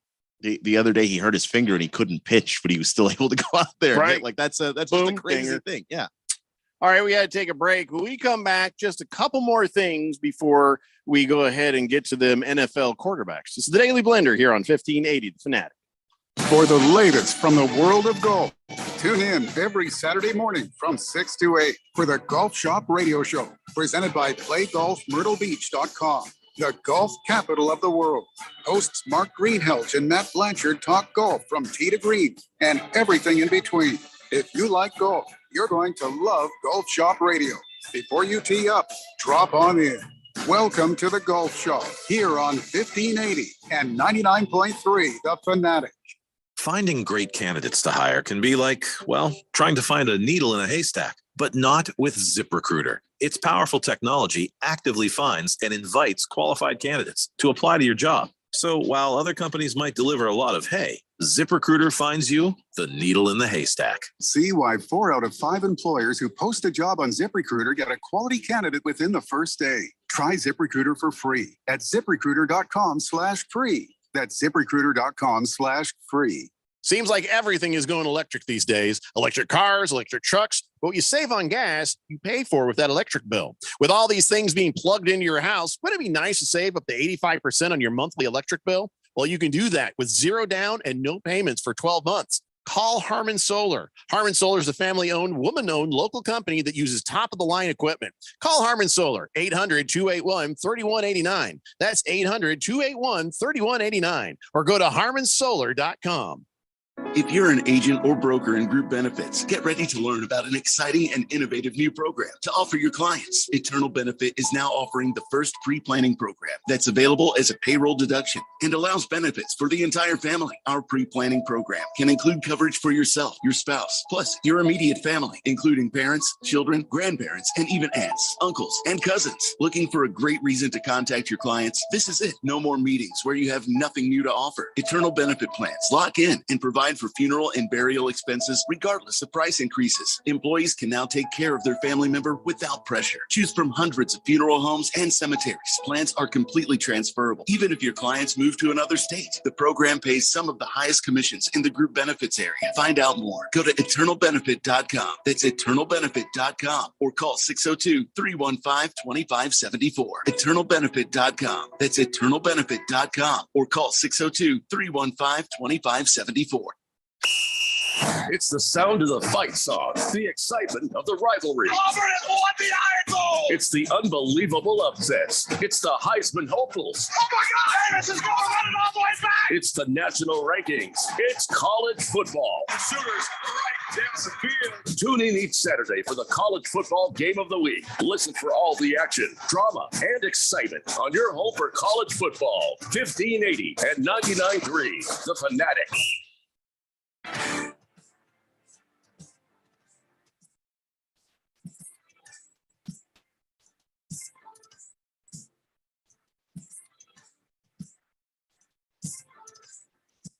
Hey, Blender here on 1580, The Fanatic. Boomer Sooners on the text line says, "Good day, Blender Nation. It's only 105 up here in North Phoenix." He says, "We haven't had the same 110-degree days in a row that downtown has. Hear me, please. Get ready because it's coming. Get ready." Individual temperatures may vary, but it's still summer. So, it just a little relief was all I was asking for. Maybe get down to 105, 100 degrees, whatever. Enough of this 108, 110 stuff. So it'll be what it'll be, and we will get through it, I guess. 888-368-1580. So, yeah, I know the Diamondbacks, it hasn't been going great. And now we're playing the damn Dodgers. Who knows what'll happen? Maybe we beat them both games. Maybe they beat us both games. It doesn't matter. What matters is our standing right now is just getting worse and worse. In the standings, the Arizona Diamondbacks are now 9 games back out of first place where the Dodgers are. And, it could be worse. The Rockies are 21 and a half games back, and continuing to lose ground. Yeah. Go ahead. So, listen, we still have a chance to turn it around, try to bring it back. I don't know what it's going to take. I don't know how they're going to do it. I don't know if they are. I don't know that they're not, but this ain't great, but I have at least one thing that helps, brighten my day. Okay. And that's the New York Yankees are 12 and a half games behind the Baltimore Orioles. Yes. That feels pretty good. That is okay by me. Yeah. And then watching Aaron Boone act like a complete jackass, mimicking the umpire in his strike zone all the time, being wrong. It was a strike. It was right there in the strike zone. I don't know what Aaron Boone thought he saw, but he believed it. And he went out there and, there's umpire Laz Diaz. He's like, hey, it was in the zone. And they're arguing. You can see their hands keep doing this. He's like, I can see it. You can't see it. The umpire is saying in his face. And he's like, F you, no F you. And then he started mimicking him the way he called it. He went by the plate. And of course, to no one's surprise, Boone got ejected. Oh, yeah. Then you watch the pitch over and over again with that little grid thing they put up for the computer. Oh, obvious. It's a strike. Take the grid thing off.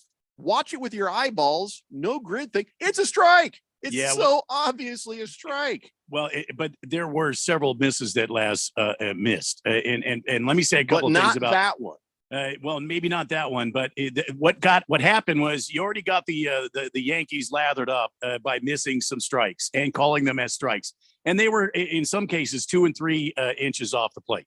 They weren't even on the black part of the plate, which is an active part of the plate. They were 2 inches outside of that, and he was calling them strikes and rang up some really good hitters on that. But let me say this. I also watched the Chicago White Sox hit pitches that were on the outside part of the plate because there's nothing new under the sun in baseball. If the White Sox are getting that pitch, guess what the Yankee pitchers are going to do? They're going to throw it out there on the outside part of the plate like that and maybe an inch or so off the plate because they'll get the same call as well as the other team. So the Yankee pitchers were throwing it out there and the White Sox were hitting the ball. So my thing is, and I've said this all along, I don't care if you've been in the major leagues. I don't care if you won a batting title. I don't care. The thing that drives me crazy is to let the umpire ring you up at home plate when you're standing there with a really perfectly good bat on your shoulder watching a pitch. You're wasting a good tree.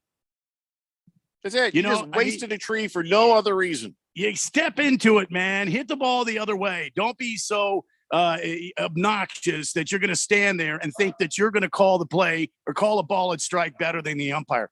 The problem is that these guys don't realize yet they're not the final say on balls and strikes. It's the guy in the blue, whether he's right or whether he's wrong. Don't watch a called third strike. That drives me crazy. I just really appreciated the whole thing, and I'm glad that Aaron Boone got thrown out on a good call. And the rest of it, who gives a damn? The Yankees are in last place, and that's all that matters. He just embarrassed himself. Yeah, well, I love him. I hope they keep him as a manager for decades. By the way, Laz Diaz, former Marine. So he was not putting up with any of it. You're right. He might not be as tall as some umpires, but that man is not backing down to nobody. Former, active. I think he was a gunny sergeant. So Bebo agrees with you, Randy. Mr. Pink Eye says, sounds like Bevo.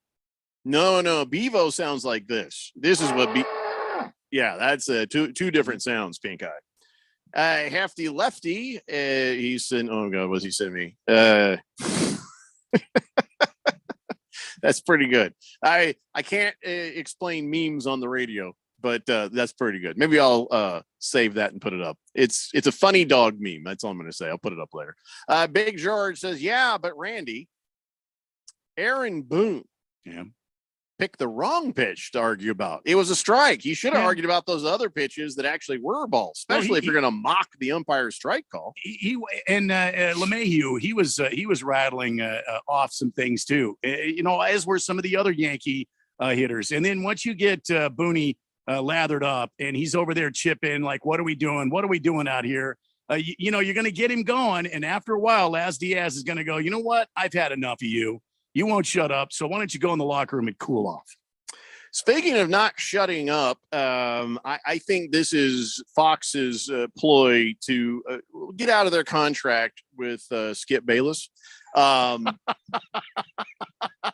Understanding that it's likely that Richard Sherman will murder Skip Bayless at some point in a fit of rage.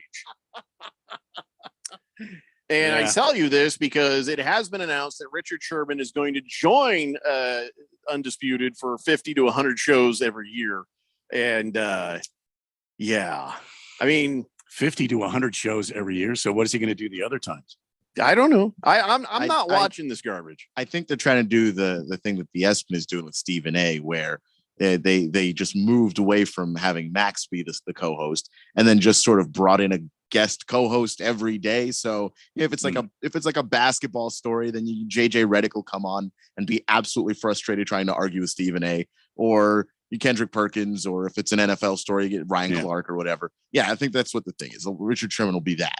Let me tell you my opinion of Richard Sherman again. Richard Sherman is a pretty smart guy who is not as smart as he thinks he is. That has been my experience, and everything I've read, everything I've seen him say, he's a pretty smart guy, but not as smart as he thinks he is. But he thinks everybody thinks he's smart, so he thinks he's smarter than he is. And but then he's also going to still be smarter than Skip Bayless.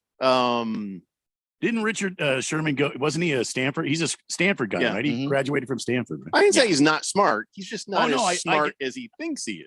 I get what you're saying. And it would take, well, I don't know. I mean, several head injuries to be as dumb as Skip Bayless for most people. Though Skip Bayless is way smarter than he thinks he is, or he thinks he's smarter, way smarter than he thinks he is. Like he's just so.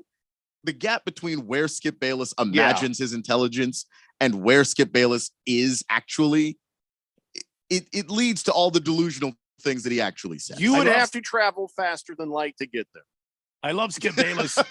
he came out, what was it, yesterday or the day before, and he's like, I'm not a hot take artist. I'm a legit guy. I'm a legitimate. Stop it. Oh, please, man. Relax. Stop. In fact, you have to say that. Yeah. So it's a matter of days before you see the story there. Richard Sherman is in a white Bronco being a slow chase after what he just murders Skip Bayless on the Fox set. That's my prediction. He's going to murder him. And all right, fine. I mean, it's not like I'm going to watch the show anyway. I'm not watching that. I don't like shouty television. You know what I'm saying? No, I don't either. I don't like Stephen A. Smith's version of it. I don't like Skip Bayless's version of it. I used to like the show Speak for Yourself. Then it became Speak. And it just, Acho is a really smart guy. He's a good broadcaster, but it's not the same without that Marcellus Wiley guy. I really like Marcellus Wiley. Because Wiley got under his skin. Like Acho is really smart. But Wiley will always find the things where he's kind of overlooking stuff, or he comes up with some. He's a sniper. Highfalutin. He comes up with some. No normal person would come to a conclusion sometimes that Acho would come to. And then Marcellus Wiley is like, "Do you go outside? Do you talk? Do you to ever go outside?" Yeah, it's like the reality of things. You're being a philosopher, and like that's cool, but like nobody thinks that. I wish. I feel like they got rid of the wrong guy. They did. I really do. They should have tried to keep those guys together, because it's no one else can really challenge Acho like he did, and so it's just not an interesting show. Just haven't watched it since. Nope. Now the only show I can watch, and then I can only watch it for a couple of minutes because he's shouty, is that Carton, the Craig Carton guy, the bald fella. I can't watch his show. Like for through his headlines bit, and then I'm like, I gotta go. This is too much. Too much shouty. Anyway, so my whole point of even telling you guys that was, Skip Bayless will be murdered soon. Anyway, the last thing before we go over and start talking about football is, I guess, more movement on the Elon Musk cage match with Zuckerberg. And so Zuckerberg versus Musk, they're calling it Zuck versus Musk. They're saying it will be live streamed on X. I guess Elon Musk, he tweeted this, X'd it, whatever the hell they call it now. And he says, and all proceeds will go to charity for veterans. And Zuckerberg says, hey, great. Shouldn't we use a more reliable platform that can actually raise money for charity, though? Oh, boy. Bam. We're doing petty squabbling now. This is great. Below the belt. Boy. And so Elon Musk is like, I'm lifting weights every day, getting ready for the fight. Don't have time to work out. So I bring the weights to work. So then I'm thinking, well, Anchorman, who's sitting there pretending to work on his lifting weights when what's her name walks in the room. So this is all just silliness. And, I'm not sure if this is ever going to happen, but I do hope it does happen. But Elon Musk at least gave what I believe was an honest breakdown of how this might go. He said, where is it? He says, I'm up for the cage match. And he says, but if the fight is short, I probably win. If the fight is long, he may win on endurance. I am much bigger, and there is a reason MMA has weight divisions. So he feels like in a short fight, he would win. But every fight can be a short fight if you win. So, you see what I'm saying? Yeah, basically he's saying if he has more power, that's what usually being the heavier guy means, but he doesn't, though. How do you not end the fight then? He is doughy and skinny at the same time. It's just there's no world where that happens. So what he did there was he told you he's not going to win, because if the fight is short, I probably win. If long, he may win on endurance. I'm much bigger. And okay, so but here's the thing. If the fight is short, okay, so you're saying that you can't knock him out. You can't put him on his back and get tapped out. So what you see what I'm saying? He knows that at any length of fight, he can't end Mark Zuckerberg. So either way, he knows he's going to lose by his own analysis. Which is why this is not happening, by the way. If Elon thought he could win, he would do it. Or he's trying to lull the little nerd into a false sense of security. Elon needs to find a treadmill. That's what he needs to find. Like, just because Whatever you want to say about Zuckerberg, he is in decent enough shape that it looks like, oh, if he had to fight at least another nerd, he could do that. I think that Zuck could beat another dork. Yeah, that's easily. Elon and is like, I'm bringing the weights to work. Like, dude. You think Zuckerberg shows up wearing his gold and silver medals from that jiu-jitsu tournament he won in May? Like, I sure hope not.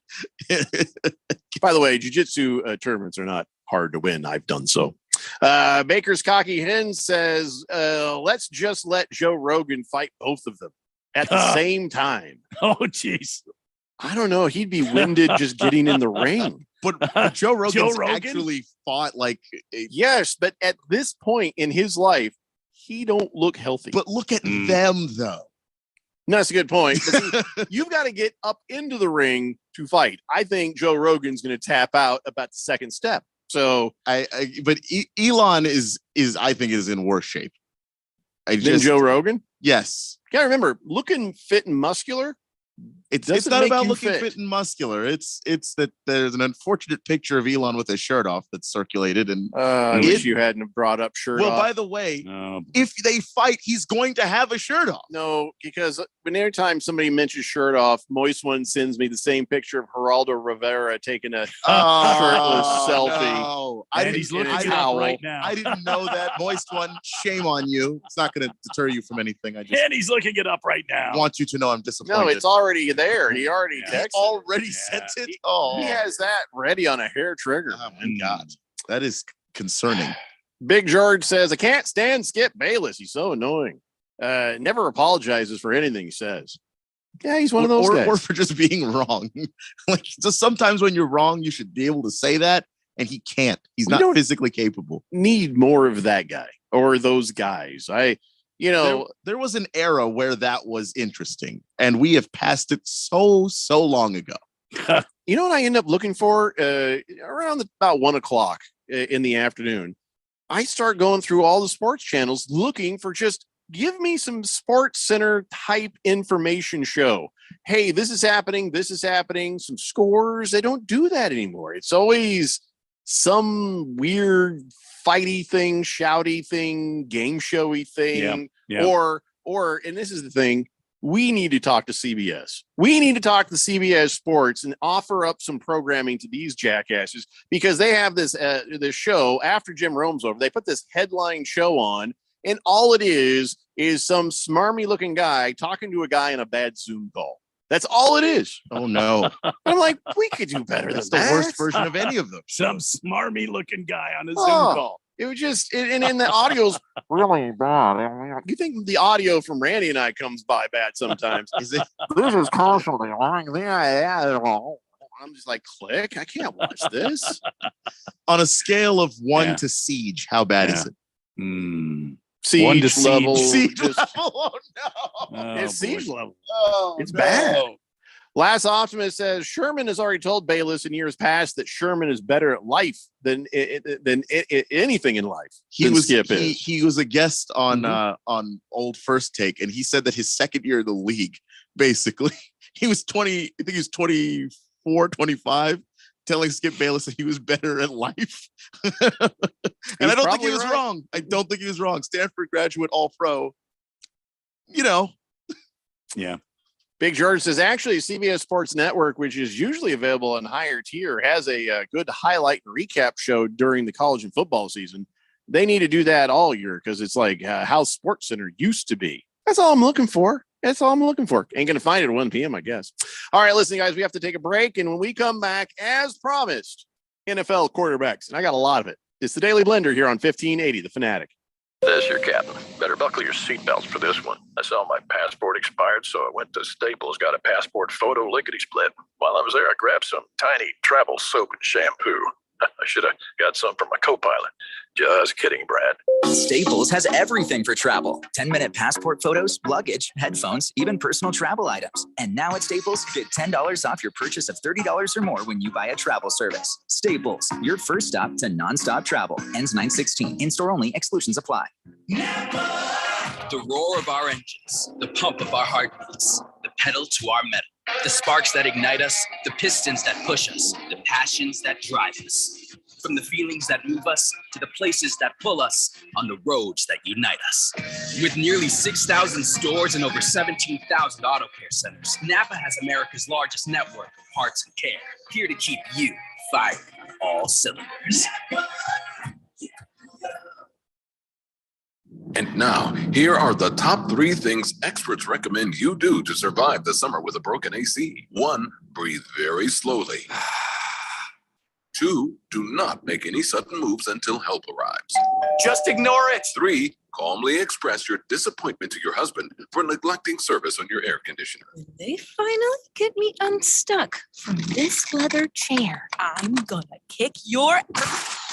Summers in Arizona are brutal. That's why thousands of Arizonans depend on Desert Diamond Air. From 24/7 emergency service to diagnostic checkups to full replacement, Desert Diamond specializes in both residential and commercial HVAC systems with competitive pricing and experience to service and repair all major AC brands. With federal tax credits up to $2,000, it's a great time to replace your AC system. Go to desertdiamondair.com or call 602-362-4599. That's 602-362-4599. Or search Desert Diamond Air on your mobile phone.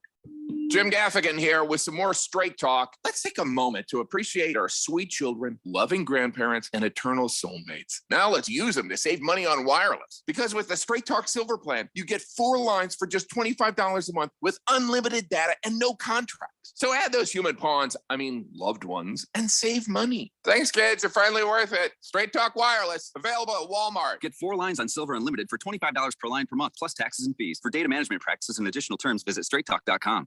80% of youth in Arizona don't drink, smoke, or use drugs. Want to know the reason why? It's you. Kids say not disappointing their parents is one of the main reasons they choose not to drink or use drugs. Visit talknowaz.com because while you might worry you aren't getting through, you are. Keep it up and stay up to date about the latest Arizona drug trends at talknowaz.com. This message is sponsored by the Substance Abuse Coalition Leaders of Arizona. If you hit, pass it, dunk it, shoot it, check it, throw it, putt it, or block it, then we're gonna talk about it. I like that. I just thought I'd clear that up. 1580 and 99.3, The Fanatic, and always on at 1580thefanatic.com.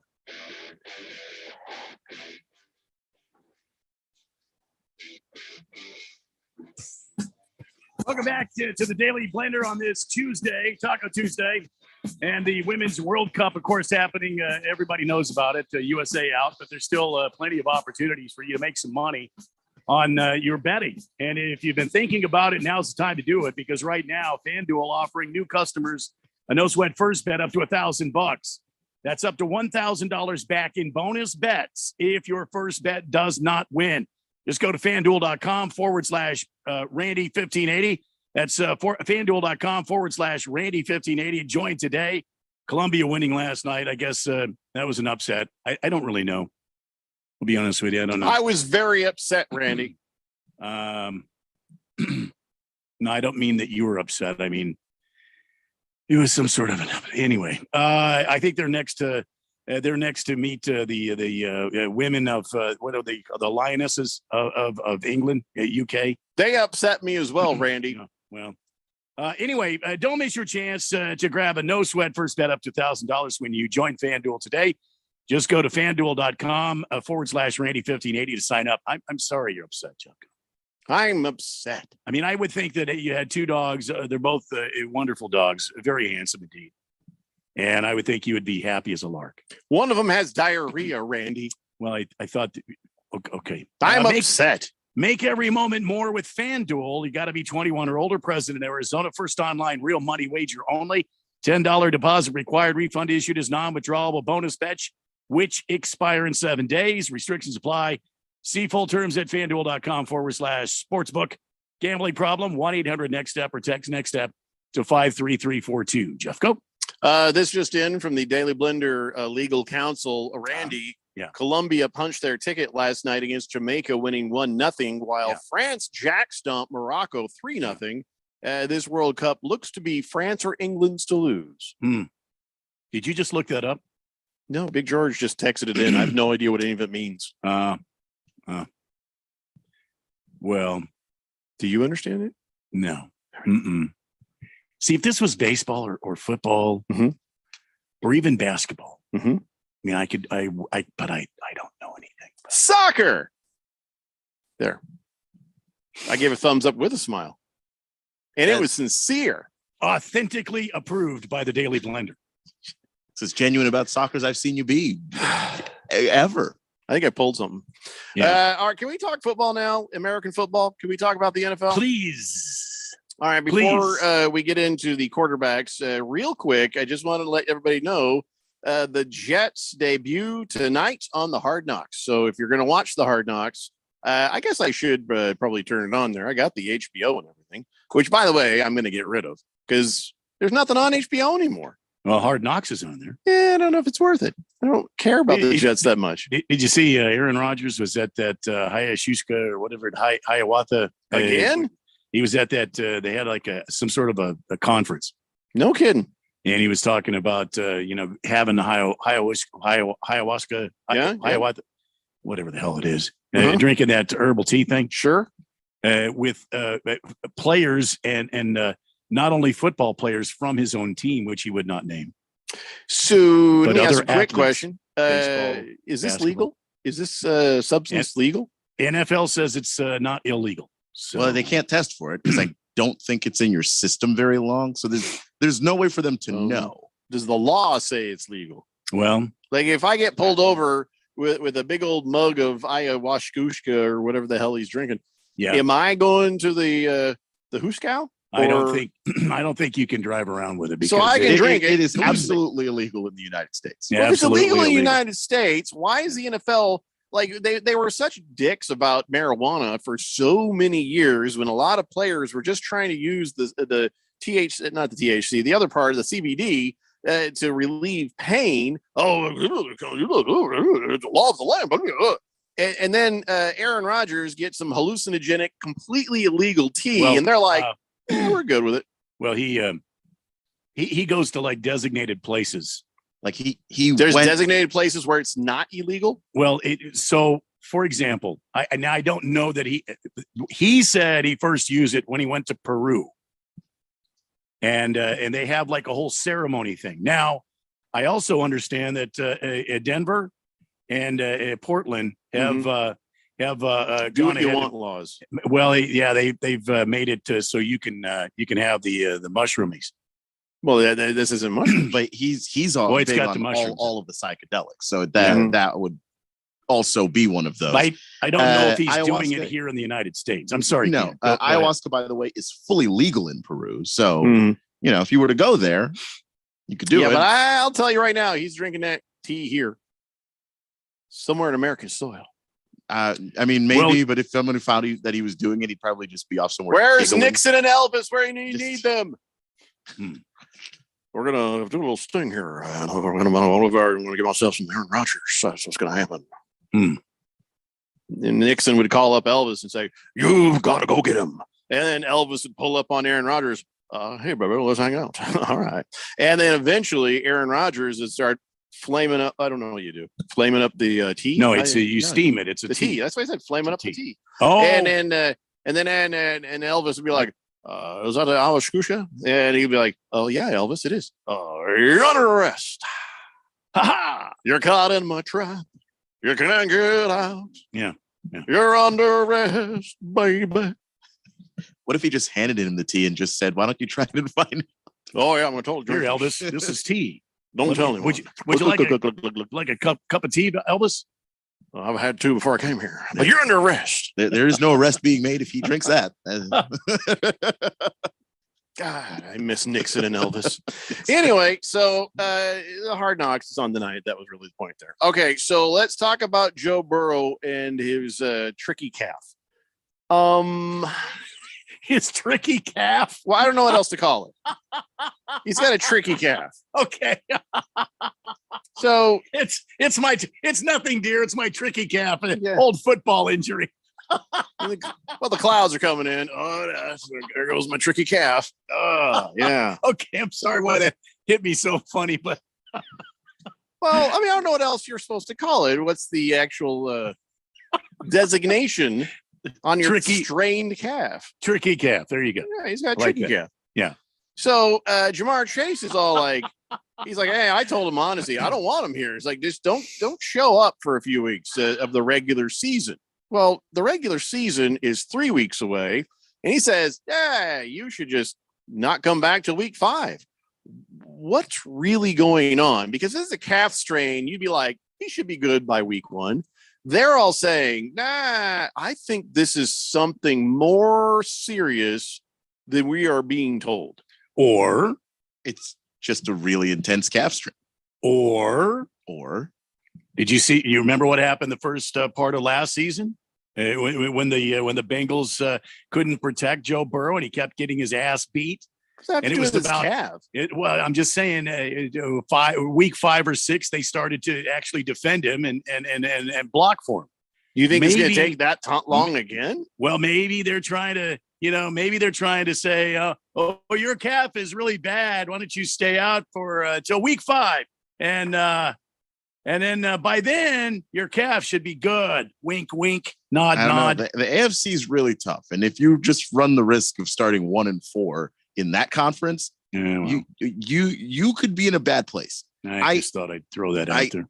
You don't want to show up week 5 and go running head first into the juggernaut that they will face that week. You want to have maybe a couple of games under your belt before you go into that week 5 death match. You want your star quarterback to win you, to keep you above 500 before you get to that point. Everybody understand week 5, the Bengals are playing the Cardinals. So,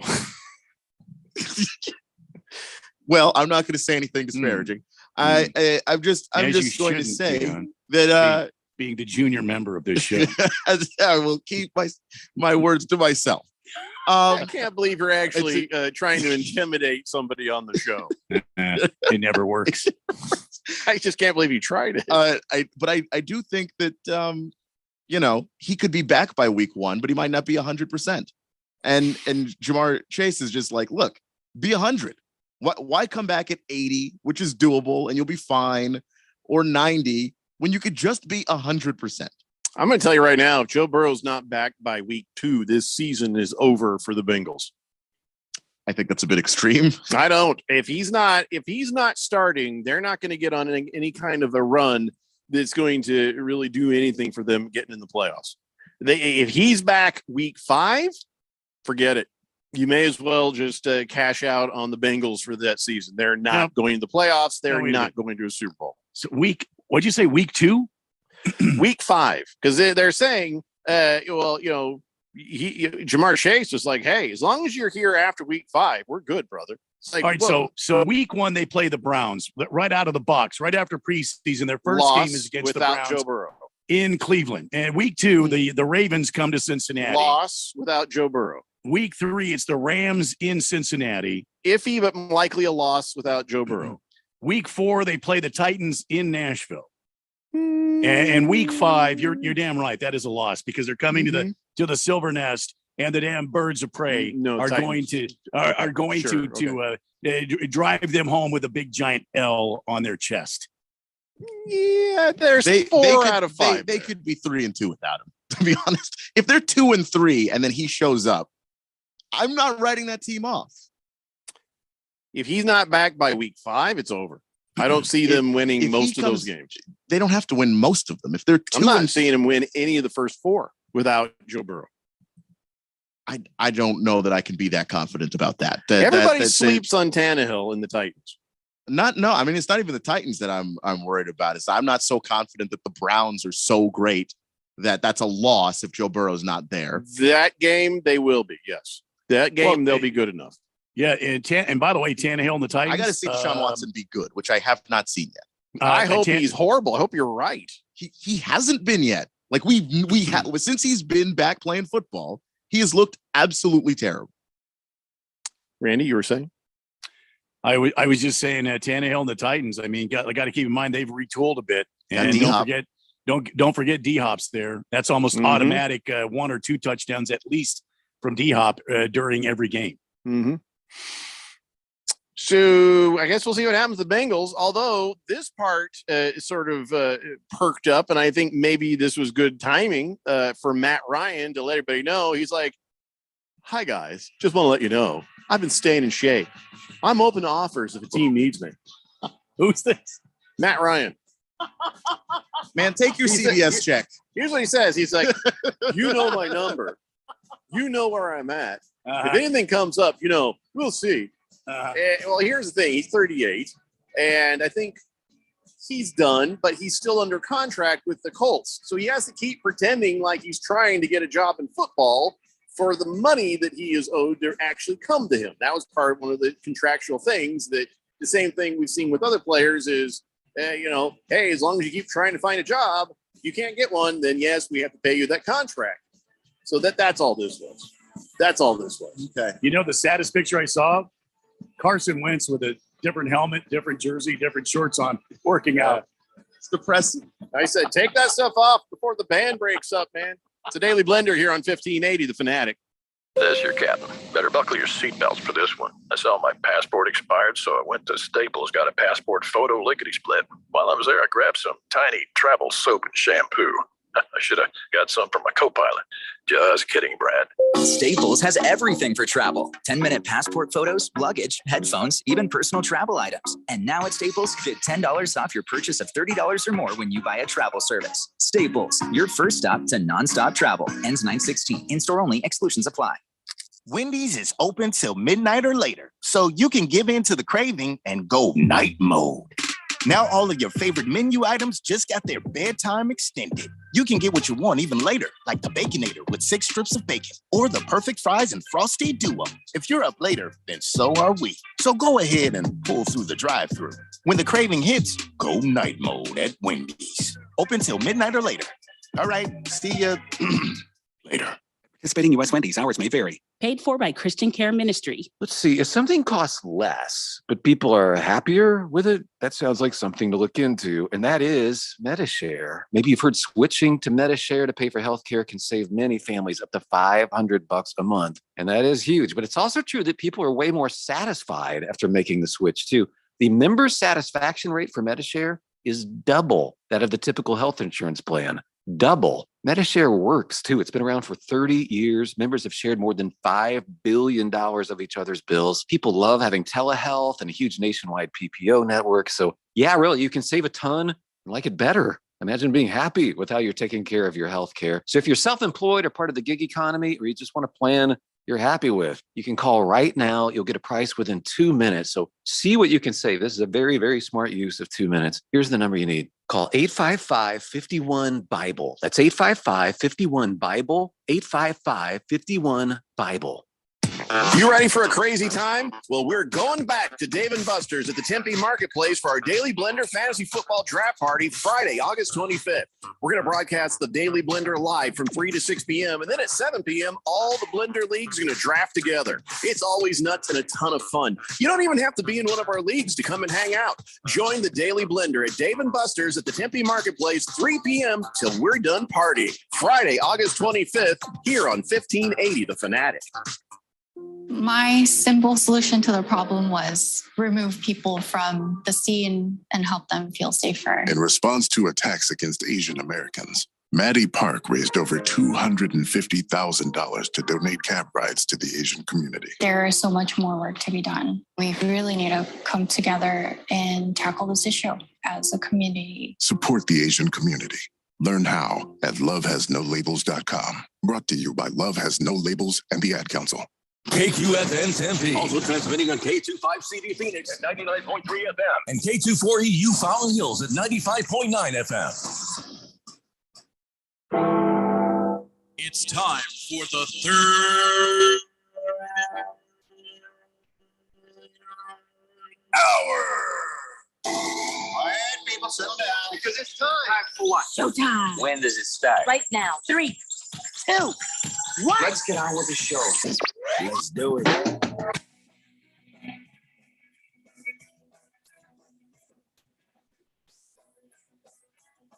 Okay. Hello. It's like trying to start a car. All right, everybody. It's a Daily Blender, 5 o'clock. All right, quitting time. Listen, I'm your good friend, your radio pal, Jeffrey O'Brien. That's Randy White. Keon Rose is in the control room, and you guys are on the Fanatic text line, 888-368-1580, broadcasting live in the Harmon Solar Studios in Scottsdale. And thank God we've gotten to a point where we're starting the 5 o'clock hour with NFL quarterbacks. Hey, there we go. We actually Ladies got and there. gentlemen. Yeah. We've done it. We've achieved it. Let's enjoy it. And I hate that the first thing that we have to bring up is Deshaun Watson, because Against the Spread text in says Deshaun Watson scumbag Halloween costumes are already on sale. It's a basic costume setup. It's a dish rag similar to what Tarzan wore, and it's held in place with dental floss across the waistband. I heard Robert Kraft bought one for his next massage appointment. We've had a Yeah. we've had a catastrophe in the control room there at the Harmon Solar Studio. So, Keon, that thing that just fell off there, you're going to need to put that back. His entire microphone. His microphone apparatus I like that just you fell said put down. it back, like all the screws didn't come out of the. Well, go get the screw, put it back. Well, I'm working on it. I'm trying to see where Where'd it everything go? went. there are washers here that were Yeah. holding things in place. Yeah, it kind of went everywhere. It seems Yeah. to sort of everywhere. So here's the thing. Now, what you're learning is, and I'm sure I've said this to any number of people who have worked in that room, every now and then tighten that thing up. So what just happened doesn't happen. Yeah. That's happened to me in the main studio. And Yeah. somebody's I got a remember picture it. of me Yeah. holding the thing, just like, okay, now what? Yeah. So, and it always happens at the worst possible moment. Yep. So it's okay if you want to turn off your mic and unplug it until Yeah, you. I just had to respond to. I'm still looking for bits and pieces. I'll be back. Bits and pieces. Oh God, that was That's funny. too bad. Yeah. That has happened to I- everyone. I don't know how to respond about this Deshaun Watson Halloween gear. Hey, I he was mean- he was kidding. That was Oh. a joke. Oh. He was kidding about that. Oh, Yeah. never mind. So anyway, Yeah. Hey, Keon, is that microphone still on? Is that still on? Okay, good. The Berg says, "Afternoon, guys. Turn the show on and something falls down. My bad. We were about ready to blame you, Berg, but glad you took accountability for it. Yeah. So, hey, at least you're a man of character and intestinal fortitude, Yeah. unlike those players in the Washington Commandos who can't Uh-oh. seem to take it when Eric Bieniemy's a little too intense." Uh-oh. Didn't we already talk about this? No, I just thought I'd throw that out there because Keon can't do anything about it. Because There we go. he's still I don't know what he's doing. Yeah. He's putting washers on the screw thing there. Right now, I wouldn't even worry about the washers. I would just get it screwed in, and you can worry about fixing this wobbliness later. The Washington Commandos. Yeah, I like it. He thinks that Washington. boom is going to stay down Yeah, it's not without any gonna work. weight on it. Yeah. This You is should- fun. You should get up to meet it. And Yeah. there you go. There we go. He is just damned determined. He's stubborn. He's not getting up out of that chair for No. anything. No. He's like, I will beat this thing where I'm sitting. Yep. Yeah. I didn't Yeah. know there was somebody going to sing that song. Oh yeah, they out of nowhere she started singing. I think they turned her mic on late. I Is guess there's actual words to the song. Hail to the Commandos. There you go. Is it holding the thread there, Keon? Hmm. Is it holding the thread? Yeah. You can't talk. It's a little crooked. Yeah. Well, I don't worry about crooked. Well, Just- because it's wobbling like hell. So I'm trying to. Is he stripping You know out what you the needed? threads? That's why you needed those washers. You should find those. I still have them. I think there was 14 of them. Yeah. Damn That's a near. very expensive boom too, by the way. And I think it has, I'm kidding. I'm it- not. It That has, really is. It hasn't dropped anywhere. I Yeah. caught it. Oh. Hey, You cut all the washers? yeah, that's a mess. Yeah. Hmm. If I were there, I could fix it. So Yeah. Waldo says Matty Ice, Carson Wentz, Colin Kaepernick. They should do a joint camp to show all the teams their skills. Let's just be honest. Colin Kaepernick, his time has passed. Carson Wentz, his time has passed. Matty Ice, his time has passed. I mean, yeah, it's all over for these guys. Matty Ice is saying what he needs to say to get his contract money. Carson Wentz is putting on 3 different pieces of clothing. He got Colts shorts. I think he had Eagle helmet, and then what was the other one? Oh, commando jersey. But here's the thing. That's like wearing. He thinks he's wearing a resume on him. Like, see, I played for all these. It's like the resume of shame. Even the Eagles, even though they won the Super Bowl, he was injured. So, yeah, it just. Well, you got to give him some credit. He wasn't injured all season. No, but it's still. I mean, some say that he was the MVP of the league that year. Carson Wentz, you're going to need to just accept that you have your money. Go away. Donnie says, did you guys see the final top 100 NFL list? Mahomes, Jefferson, and Boza came in 1, 2, 3. Yeah, I saw that. I haven't had time to really go down there and see if I have any problem with that list. Does anybody have any problem with that list? Maybe we'll find that and talk about it. I haven't seen tomorrow. it, but I mean, if that's the top 3, I have no problem with it. Yeah. Not a fan of Bosa. Whistling Gerbil says fantasy mock drafts have him going first. Bijan Robinson is listed as running back 3 on the Atlanta depth chart. Okay, that don't sound right. That might just be a camp thing at the moment. I would ask Keon, who is ahead of him, but he's still working on his project there. You say that's the Atlanta depth chart there? Yeah. It's fun watching the Keon work. All right, we're back tentatively. Yeah, well, is it the screws at least tied up in there? It's not going to fall down now, right? No. All right. I am coming in. I'll just, hang in there. I will get through this hour and then I'll put the other washers in. I just use a couple to keep it from There's some Velcro straps on my desk if you want to sure that up so it doesn't plummet on you again until I can get in there and fix it right. Anyway, what were we doing? Oh, show. Right. So Bijan Robinson is listed as running back 3 on the Atlanta depth chart. Do we know who's ahead of him? Because it could just be a camp thing because he's a rookie. And, as they get closer and after some preseason games, you might see him move up to number 1. But is there a better running back ahead of him on the Atlanta depth chart? The way it's listed right now, according to the news, Cordarrelle Patterson is RB1, Tyler Allgeier is RB2, and then Bijan Robinson. So Cordell Patterson versus Bijan Robinson, who should be running back 1? It's Bijan Robinson. Yeah. And I think it's just a camp thing. But like the media actually, you got to earn it. It's the coaching staff can influence that a little bit, but a lot of that is the first depth chart that they put out for every team. Like usually it's the PR team that just puts out names because the coaches aren't going to really tell you. And if they do, then you put that in there. So, obviously them putting this out there is just that, they don't want to just give him the job. They want to see him work for it. They want to make him work for it. And if he can't earn it, well, then that's obviously a bad sign. So that's kind of how it is, but he's going to be running back 1 day 1. Speaking of depth chart, Tampa Bay's got Baker Mayfield and Kyle Trask. Both of them are listed as QB1. And I've said it before, I'll say it again. If you don't have, if you said, okay, I'm saying it badly. If you have 2 quarterbacks, Keon, how many do you have? You actually have no quarterbacks. You have none. You have none. If you have 2 QB1s, how many do you have? You have none. And really, again, all I had to do is say the names right. Baker Mayfield and Kyle Trask. And you're like, you're right. You have no quarterbacks. You have no quarterback. Yeah, they brought in Baker Mayfield because he's a name. He started, but he's not the Baker Mayfield of his rookie season. So you're not getting that production out of this.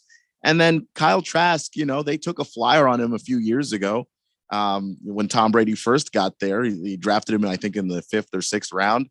And at no point has anyone ever said anything about Kyle Trask that would indicate like they felt like he was going to be the heir apparent to Tom Brady. He's a smart dude, but that's about it. Baker's Cocky Hen says, the world looked so crystal clear and colorful on mushrooms. Came home the only time I ever did them to my parents, having just painted a path of rocks white that led to the front door. It looked like a road to heaven. Yeah, maybe this is a good point for us to say, hey, kids, don't do drugs. Big George says, Randy, I think you would agree with me that the Arizona Cardinals are going to shock the world. Yes. And beat the Cincinnati Bengals in week Yes. 5. Yes, I would agree with you. Yes. Hefty Lefty says Trevor Siemian can definitely mess around. You know what I'm saying? And go 3-2 in those first 5 games. Most weapons he's had to work with. Hefty Lefty, Trevor Siemian, he may look like Peyton Manning. He is no Peyton Manning. He's winning nothing. He's winning nothing. He's no damn good. No damn good. But he's a decent backup. But he's no damn good. Kiss the Cook says, I thought Deshaun Watson Halloween costume was just a rubber glove. Depends on where you put it. Lost Toby says, that's coming out of your paycheck, Keon. It's just a screw and some washers. Yeah. Well, yeah, that's about it. Yeah, it's not bad. Pringle says, can you guys have something else break? You know, Keon does his best work when he's off air fixing the Fisher Price station. Fisher Price station. That was an insult to both the radio station and Keon. It's just hurtful, just very hurtful. You know, if you take You a didn't little have to more say it like time with that, Pringle, you could have gotten Randy and I in there too, but you didn't. You kind of blew it. Well, I think he tried to lump us in with that Fisher Price station comment. Oh, yeah, I know. But if he really had tried, he could have worked you and I in personally. I'm disappointed, to be honest. I'm a little disappointed. I'm not even mad about the insult. I just figured you can do better. Like, yeah, if you're going to insult, really commit. So Ron Rivera says, oh, yeah, that Sam Howell is having a good camp, but don't sleep on Jacoby Brissett, he says. And now I think I know who Sam Howell is. Sam Howell is a quarterback, right? That's what they say. I'm pretty sure you know. No, I'm just confirming. I'm sure you know. I'm confirming. We've had this conversation. I know now. It's taken me about 6 months to really come to grips with it. So then what is there to confirm? Well, because here I saw his picture. Look at this guy. Look at that guy. That doesn't look like a quarterback. That Sure looks, it does. Yeah. That looks like a guy who's selling you beer at the convenience store. Right there. And then you see him next to Jacoby Brissett. What I love about this picture that I saw of Sam, this is the first time, I'm not lying. First time I've seen what he looks like. And there's Jacoby Brissett. Look at the look on Jacoby Brissett's face like, I can't believe I'm going to lose out to this guy. Doesn't that just look like Jacoby Brissett is just like, I don't think that's what Jacoby Brissett is saying at all.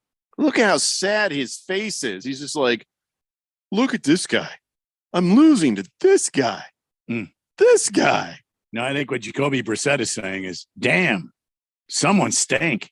And then Howell looks like the only thing going through his head. He just always looks like he just woke up from a nap. Huh? That's actually no. That's what he looks like. He looks like the epitome of huh. It's Sam. Huh? If you say so. Every time you hear the term vacant stare, that's him right there. I don't know. He looks like an animal to me. The guy in the back of him, he looks like a wolf. This guy right here, he looks cool as hell. Who's that guy? Who's that guy back there? I can't tell who that is. Don't you know your team? Yeah, he's wearing sunglasses and half of his face is covered up by Sam Howell's shoulder. Not that familiar with the team, no. So what do you think? Do you think that Ron Rivera is just being nice to Jacoby Brissett, just giving him a little love? Or, do you think that Sam Howell could actually lose this to Jacoby Brissett? Because Jacoby Brissett, he's talented to a point, and he's competent to a point. I have a lot of experience with Jacoby Brissett. You've had some experience with him. But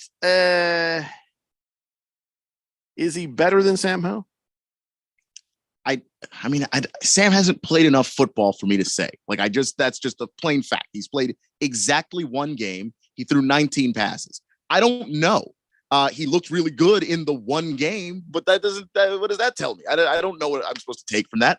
So I'm rooting for Sam, but I don't know if Jacoby's better or not. The coaching staff seems to think that the potential for Sam is higher. And so that's why they're giving him all the reps and putting him in an opportunity to take this job and take control of it. But I also think a little bit of what we were just talking about with Bijan. I don't think Ron wants to give him the job. He does have to earn it. He can lose it if he doesn't play well. So he's just trying to keep the pressure on him and make sure that he doesn't take for granted the opportunity that he's got. Do you trust Ron Rivera? Yeah, I do. So whoever he puts in as quarterback, you feel good about. Yeah, I do. If he puts in Jacoby Brissett first, feel bad about Sam Howell.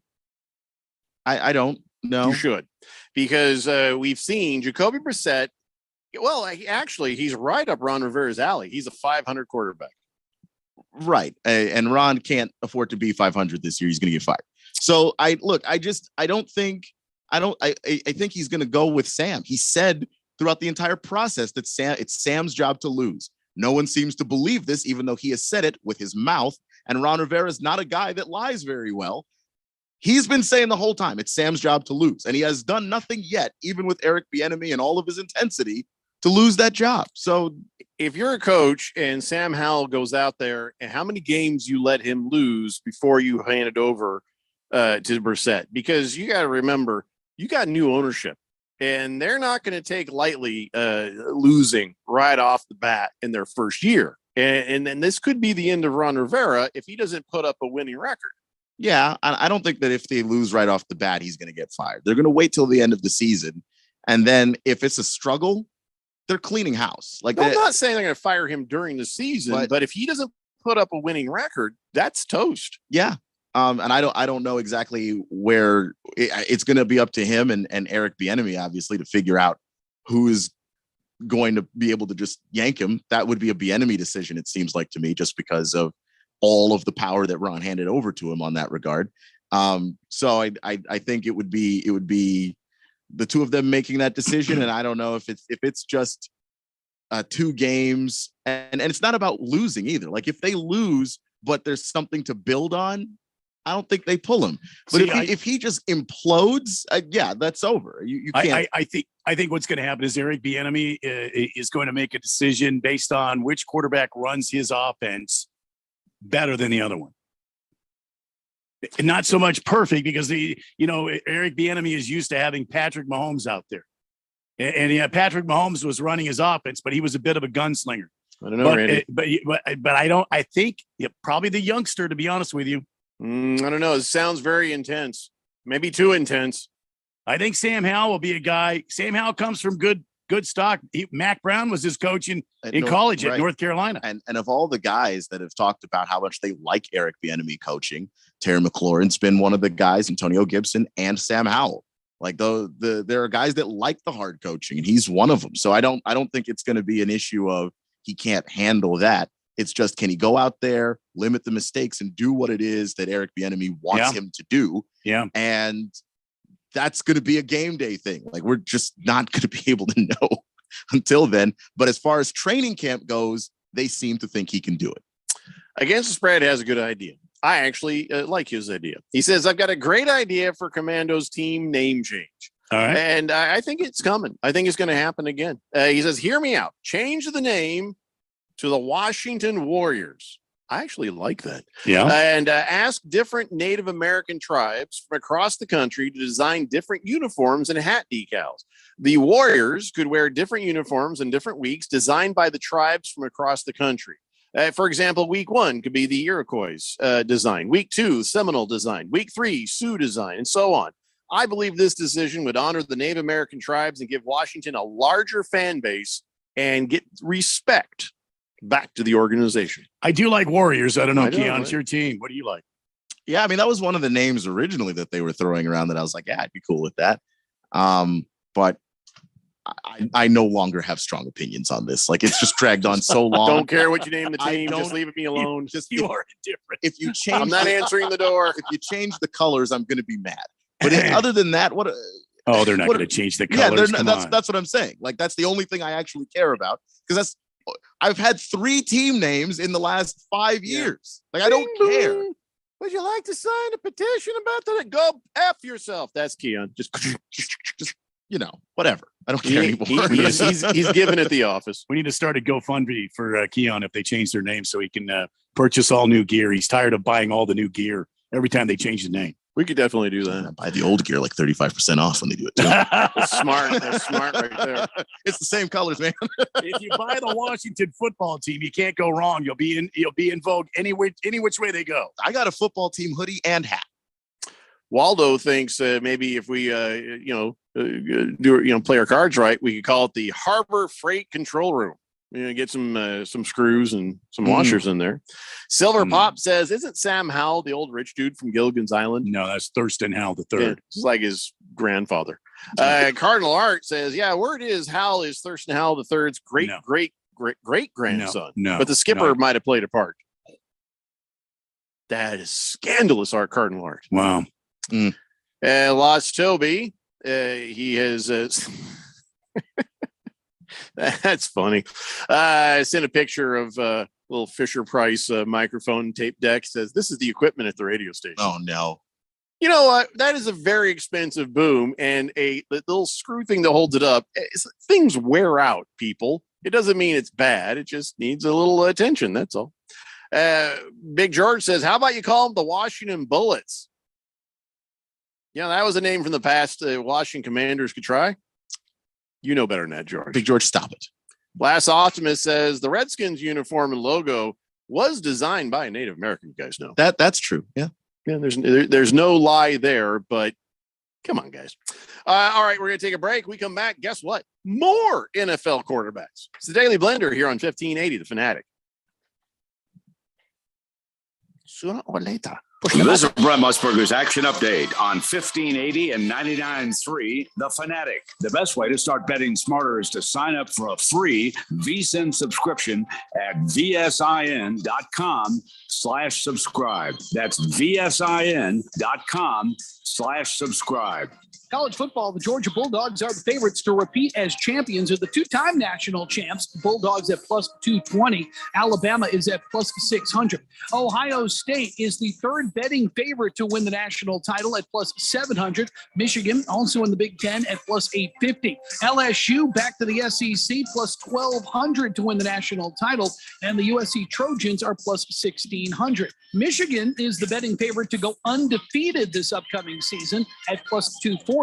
Ohio State plus 300. I'm Tony Desiri with your VSiN Action Update on 1580 and 99.3 The Fanatic.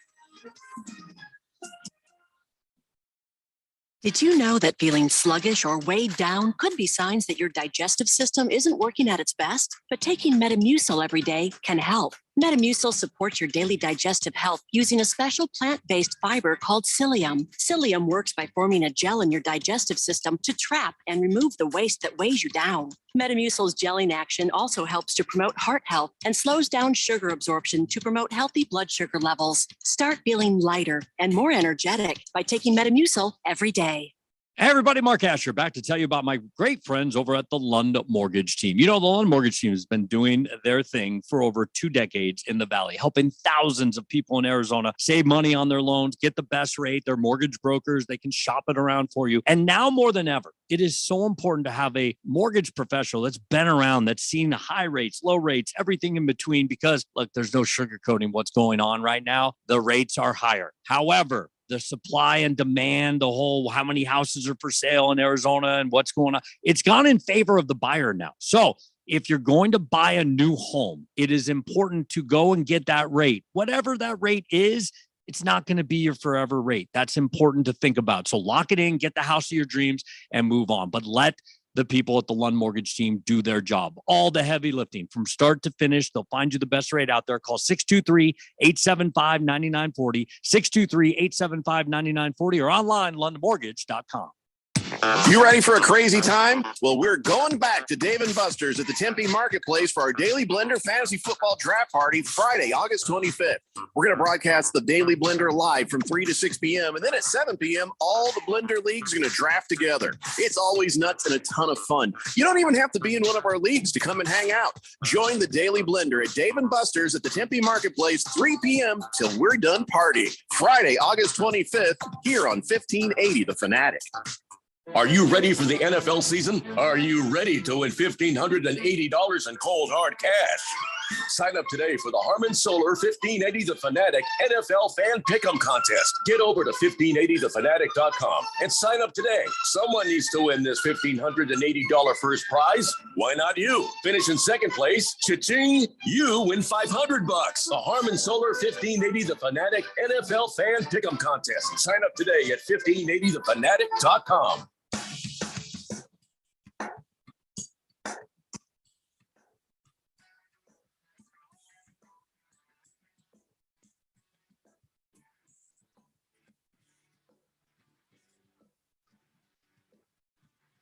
Hey, Blender here on 1580 The Fanatic.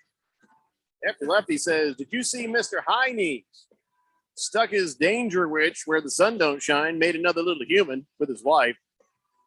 Mr. High Knees, he's referring to one Russell Wilson, who is doing high knees, running up and down the airplane aisle after a loss. Like, I got to keep working out. Cringy.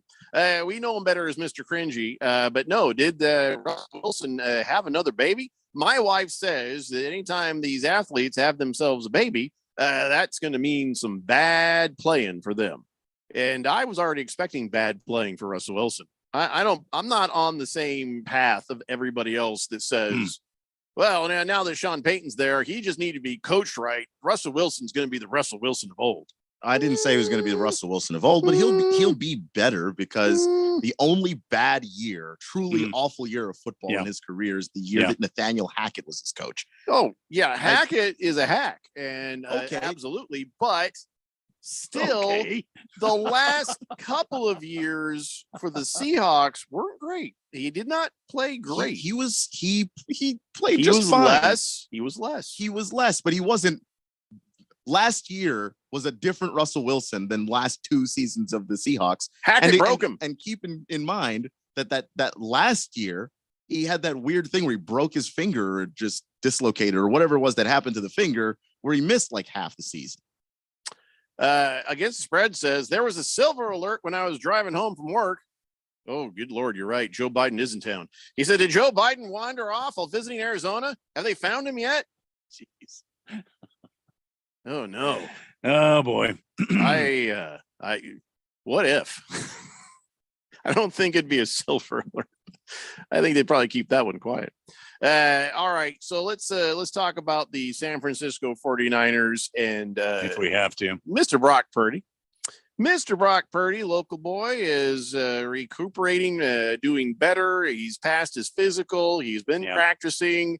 Everybody says that he is quarterback one, good to go. He's still favoring and trying to take it easy, even though there was an incident where he did get hit in practice on that throwing arm.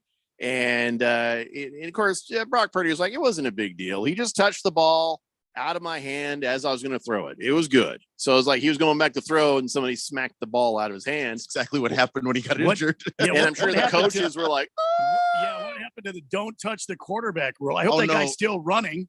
He probably still is. He's doing up downs from now until the beginning of the season. Yeah, well, it took a minute because all the coaches had to come back from cleaning their shorts out after that play before they could issue any sort of discipline because, oh my God. So, but Purdy's good. He's okay. They're saying he's looking great in practice. Sean Lynch has had nothing but high praise. So Brock Purdy should be the man for the 49ers. Although, he's working out to a different mix of music, man. Who Brock Purdy is? Yeah. He says, I'm listening to some classic music. And this is the kind of stuff that'll punch you right in the nuts. He's like, classic music, some Guns N' Roses, some U2, some Backstreet Boys. I was like, is he talking about Bach, Brahms? When you say classic music, but you hear classic, even you think classic rock, you got to realize that was almost 30 years ago. So he's right, and we're old. It's just when music you like starts rolling into the oldies section of a radio station, that's when you're like, oh no. When you find music that you bought new in the discount rack, you're like, oh yeah, that was a tough pill. Yeah, he's 23 years old, and so he's listening some music. Then it turns out he also likes country music. So you're on your own, kid. I'm out. Oh boy. I get it. You're Oh, from boy. Gilbert, Arizona. And then he went to Iowa State to play football. So woof. Yeah. I don't blame him. It's not his fault. But the one thing in that mix, Backstreet Boys. That's one that I don't know.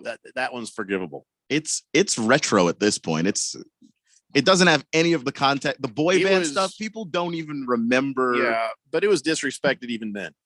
But now the context of the disrespect, no one remembers. The Backstreet, he's working out to the Backstreet Boys. Pepperidge Farms remembers. People listen to the Backstreet Boys now and can laugh to it. Turn that bleep off, Randy. How does he work out to this? So many songs. Jeffrey has asked for Randy to play on command. Yeah. Right. And has not happened. Comes right up with the Backstreet Boys. Backstreet Boys. Well, and all of a sudden, I it's don't on his understand. playlist. I want it that way is right damn there. How do you know the name of this song? That's what I want to know. I grew up when they were making music. How do you work out to this? I listened to Radio Disney growing up. It's a thing that happened. Yeah, you can. I'm trying to do football moves to that, and it's just it's not quite working. No. The intensity that you really need to do the ladder drill is. No wonder he got the ball hit out of his hand. He's moving too slow. Oh yeah. Yeah. You know what I'm saying? Like you're trying to get a new personal record on that last set. I don't really think I Want It That Way is going to get it done. Yeah, I'm sorry. I'm judging. I'm going to judge. I'm sorry. Needed judging. Hey, I still haven't watched that quarterback show yet. I don't know if there's going to be another one. They can't get anybody to do it. Last we heard, nobody wanted to do it. Then Trevor Lawrence, he's like, no thanks. And then Josh Allen says, maybe. I thought Joe Burrow was going to be on the quarterback the next episode. Is he? So, all right. Well, then that would be your Patrick Mahomes level guy. But Josh Allen is undecided. He's like, I don't want any outside distractions here. Don't want any unnecessary distractions. I'm not saying that it would have to be a distraction, but I'm a little undecided. Don't know. Says I go back and forth on it in my mind. So Peyton Manning asking these guys directly. I feel like it'd be hard to say no to Peyton Manning. I don't think he is. That's what they need to do. If it's his production, he needs to get on the damn phone and talk these people into doing it. Oh, I'm sure he does. But yeah, I think, I don't know. There are definitely quarterbacks where I think if your legacy is kind of in limbo, like try to get those guys first. The guys who want their perception of them to change, because a lot of people feel very differently about Kirk Cousins now after that than they did before. Look, clearly, Jeffrey doesn't. No, I don't. No, I didn't expect it. Some remains the same with Jeffrey. Are you sure that's not going to change when I do watch it? No, I didn't expect that to change anything to you. That's why I said a lot of people, because for most people, when I see them on social media talking about it, people are like, "Wow, can you believe Kirk Cousins said this and he went through that?" And it's just like, okay. Did anybody else mention that he has a very old child with a binky? Like a kid who, like a kid's in 5th grade with a binky, sitting there in his living room. A 5th grader with a binky. That kid is way. I don't know how old he really is, but he's too old for a damn binky. That's all I know. Has anyone mentioned that on Twitter yet? Does that got to be me? I got to go take a picture of my TV screen. I think it has to be you, or I don't know. How's nobody noticing? If there's a clip of it, take the screenshot of it. I don't know, but this kid just came back from getting his driver's license and he on a binky. Now I have to see it now. I saw that in the preview, so I haven't seen the whole thing yet. So anyway, so I don't know who's going to be on this damn show, and I don't think they know. Joe Burrow would probably save the show if he did actually do it, but I haven't seen anything on Joe Burrow doing it. I haven't seen anything, but I don't have anything on him saying no either. I think Justin Fields is another one of those guys that said no. Just a lot of guys that I thought would be interesting that just said no, absolutely not. So it's not good news for the Packers. Jordan Love, they played in this family night, practice scrimmage thingy they were doing there, and they're like, oh, he didn't look good at all. and that was just practice. He struggled during the team periods. He only completed one pass of 5 attempts, and the connection that he did make came on a busted play. So one attempt was broken up by Jair Alexander, and the other 3 were just bad throws, misfires. And they said it was just kind of just not great. And so people are like, "Ooh, this is not good at all." And then, who else was having a hard time? Raiders quarterback Jimmy Garoppolo, when they were 7 practice interceptions, 7. He threw 7 over back-to-back practices. And Josh McDaniels is like, I have no concerns. I mean, look, it's not great. I will acknowledge that 7 practice interceptions is truly awful. And the Jordan Love thing is also not great. But there are going to be good days and bad days in a practice for quarterback. You are playing a unit that knows exactly what you run.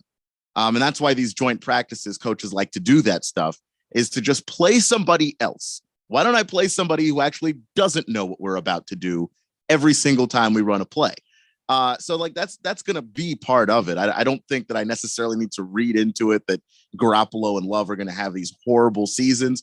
Is it a good sign? No, not really. Okay. I'll predict Love will have a horrible season. Garoppolo is going to be mixed bag.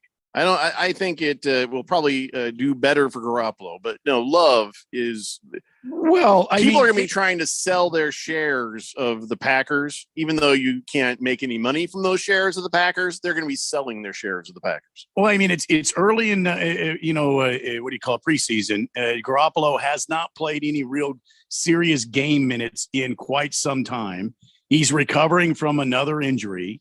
It's going to take him a bit to get up to speed here. This is only the first, real week of preseason. So I would imagine he'll get up to speed pretty quick here, and he'll eliminate those interceptions. But as far as Jordan Love, I mean, isn't that what we expected? Yeah, that's what I've expected. I'm sorry, Jordan Love ain't no damn good. I mean, now, old what's his name? Lundqvist. What's the GM of the Brian Packers? Gutekunst. Goody shoes. He's going to have to now. He's going to pay for drafting Jordan Love. It's coming this fall to Green Bay. I want to see him play poorly in live action. Like that's the same. I don't. Well, I think I try not to get too high or too low on guys. Gutekunst is about to learn you can't wish hard enough to make something true.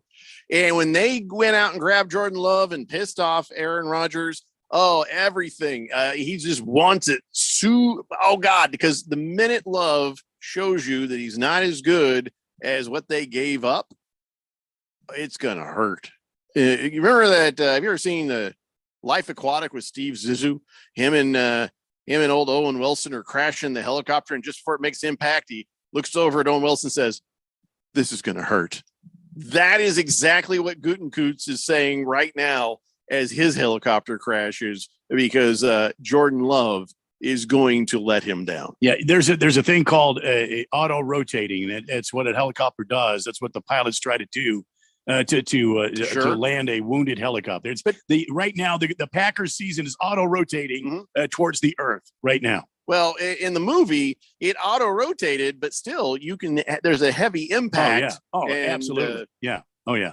Still. Anyways, let's take a break. When we come back, we've got On This Date in Big Georgia sports history. I try to cram a couple more quarterbacks in there for you. The Daily Blender here on 1580, The Fanatic. Staples presents a lesson in back to school savings. Your local Staples now accepts Amazon returns. So when you return your Amazon order at Staples, you receive a coupon for $10 off your next $30 Staples purchase. So you can save even more on top of huge back to school deals. Like right now, 24-pack Crayola crayons and marble comp books are each just 50 cents. Staples gives you more ways to save even more. 50-cent offers limit 30 and end 8/26. Comp books in-store only. Pricing and limits may vary in-store and online. Amazon return offer in-store only. Exclusions apply. When I can't sleep, my mind just races. I think about work, the kids, but I don't think about taking melatonin because I'm afraid I'll feel groggy in the morning. ZzzQuil Pure Z's Gummies has an optimal dose of melatonin for no next day grogginess, so you can fall asleep naturally and wake up feeling refreshed. ZzzQuil Pure Z's Gummies for better sleep like never before. And try Pure Z Sleep plus Next Day Energy with melatonin plus extended release B vitamins. Paid for by Christian Care Ministry. Let's see, if something costs less, but people are happier with it, that sounds like something to look into. And that is Metashare. Maybe you've heard switching to Metashare to pay for healthcare can save many families up to $500 a month. And that is huge. But it's also true that people are way more satisfied after making the switch too. The member satisfaction rate for Metashare is double that of the typical health insurance plan.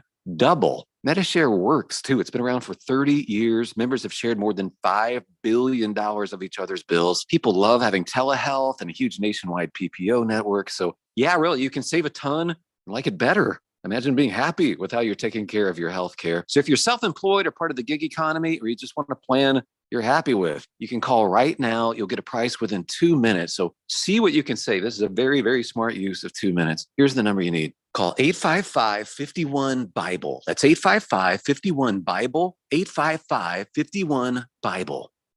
You ready for a crazy time? Well, we're going back to Dave & Buster's at the Tempe Marketplace for our Daily Blender Fantasy Football Draft Party Friday, August 25th. We're going to broadcast the Daily Blender live from 3 to 6 p.m. And then at 7 p.m., all the Blender leagues are going to draft together. It's always nuts and a ton of fun. You don't even have to be in one of our leagues to come and hang out. Join the Daily Blender at Dave & Buster's at the Tempe Marketplace, 3 p.m. till we're done partying. Friday, August 25th, here on 1580 The Fanatic. Jim Gaffigan here with some more straight talk. Let's take a moment to appreciate our sweet children, loving grandparents, and eternal soulmates. Now let's use them to save money on wireless. Because with the Straight Talk Silver Plan, you get 4 lines for just $25 a month with unlimited data and no contracts. So add those human pawns, loved ones, and save money. Thanks, kids. They're finally worth it. Straight Talk Wireless, available at Walmart. Get 4 lines on Silver Unlimited for $25 per line per month, plus taxes and fees. For data management practices and additional terms, visit straighttalk.com. 1580 The Fanatic and at 1580thefanatic.com. Your home for sports.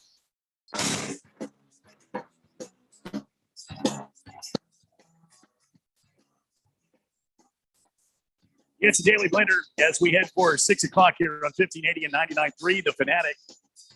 Been telling you about the women's soccer on the world stage, the big giant tournament that's going on.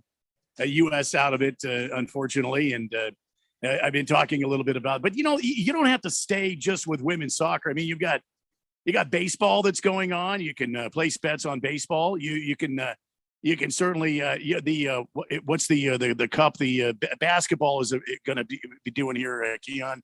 U.S. men's basketball. Boy, they look good last night. That's coming up. You got the men's World Cup that's coming up. But women's tournament's going on, and maybe you make some hay on now that the big favorites are out, and now it's down to the UK and France. But you don't know. I mean, you don't know what's going to happen here. It's been kind of a topsy-turvy tournament, and if you're a new customer, you can get a no-sweat first bet up to $1,000 on FanDuel, America's #1 sports book. That's $1,000 back in bonus bets if your first bet doesn't win. So, in other words, you put a $50 bet down and you lose, you get that $50 back in bonus bets if your first bet doesn't win. Just go to FanDuel.com/Randy1580 and join today. That's FanDuel.com/Randy1580 and get set up. It's a lot of fun betting. And on the women's soccer, I mean, if you know women's soccer, this is a way for you to, make a little cheese. Don't miss your chance to get your no sweat first bet from FanDuel. Go to FanDuel.com/Randy1580 and make every moment more with FanDuel. 21 and older, present in Arizona, first online real money wager only, $10 deposit required. Refund issued as non-withdrawable bonus bets, which expire in 7 days. Restrictions apply. See full terms at FanDuel.com/sportsbook.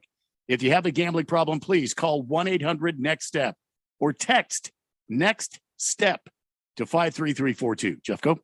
Thank you, Randy. Waldo has a question. He says, does Brock Purdy have any shot at living up to his hot start last year? I think he does. I think that he could be even better this year. He had an injury. That's the only reason that his hot start stopped. There's no reason to believe he can't be even better. It's his second year. He's had more practice, and they said he looks pretty sharp in the preseason. I mean, can't tell you for sure what this season is going to hold, but that's a stacked team. I mean, I don't think Brock Purdy is going to have any problem getting back up to his speed. Carson Wentz would be successful on that team. No. I mean, the C2C, CMC is Well- out there. Debo Samuel is out there. That defense is something to write home about. I mean, you've got the offensive scheme is amazing. I could go quarterback that team, probably end up in the NFL championship game. No, you could, but Carson Wentz couldn't. Carson Wentz airmails passes that are just open as the day is long. But I think Brock Purdy has every bit of chance to get back to where he left off. I mean, there's also a good chance that he could regress a little bit too, because he only played half the season as the starter. So now everybody has seen you. They've seen your tendencies, what to look for. So there's a chance of that as well. But he's a smart quarterback. They have a good coach. They have an offensive system that helps quarterbacks generally. You know, you look better playing in a Shanahan offense than anything else. Like if you're a rookie, that couldn't be a better place to be drafted. Hefty Lefty says, "Hey, Keon, if you want to feel old, Blink 182 is 31 years old. Please don't do that to me. Why would you do that to me? Why would you do that to me?" Yeah, I mean, it's just. Last Optimus Damn, says, really? Pantera is on the local classic rock station. Well, that actually checks out. Yeah. Big George says, nothing wrong with Backstreet Boys or NSYNC. Says the guy who watches the Hallmark Channel even before he had a wife. Come on, George. Come on. Yeah, that's you're not helping. So the Jets, I really don't know. I don't know, but I do know this: Robert Saleh is not somebody to be trifled with. No. And boy, was he mad. Rodgers was in some drills and somebody stepped on his foot. He was being chased down by an edge rusher. I think his name is Jermaine Johnson. And or that used to be his name. Yeah. His name is Mud. And so, yeah, Saleh lost. Not happy. You know, he's a very tan man, but he was beat red. And he's like, stay off the quarterback. Yeah. He's like, he's like, we tell him all the time, stay off the quarterback, respect the quarterback. Every player knows how important quarterbacks are. Stay off of them. It goes without saying. Okay, so stop it. But you know what's happening. This is his training camp. And then they're probably out there running 150 miles an hour trying to, impress the coaching staff. And one probably got away from him. Was maybe a clumsy interaction. That guy is lucky. I understand. You don't run into the quarterback. I get it. Stepped on his toe, man. But sometimes, man, if you don't, it's a bad position to be in, especially as an edge rusher. Yeah. Because if you don't haul your ass over there and actually try, well, that doesn't look good. And if you touch the quarterback, well, that doesn't look good either. And if you try your hardest and you wind up touching the quarterback, that puts you in a very tough spot. Yeah. And you're locked in with this, this offensive lineman. You're trying to get around him, and you're trying to, put the moves on him to get to the quarterback. And before you know it, there's the quarterback, and you can't slow up quick enough.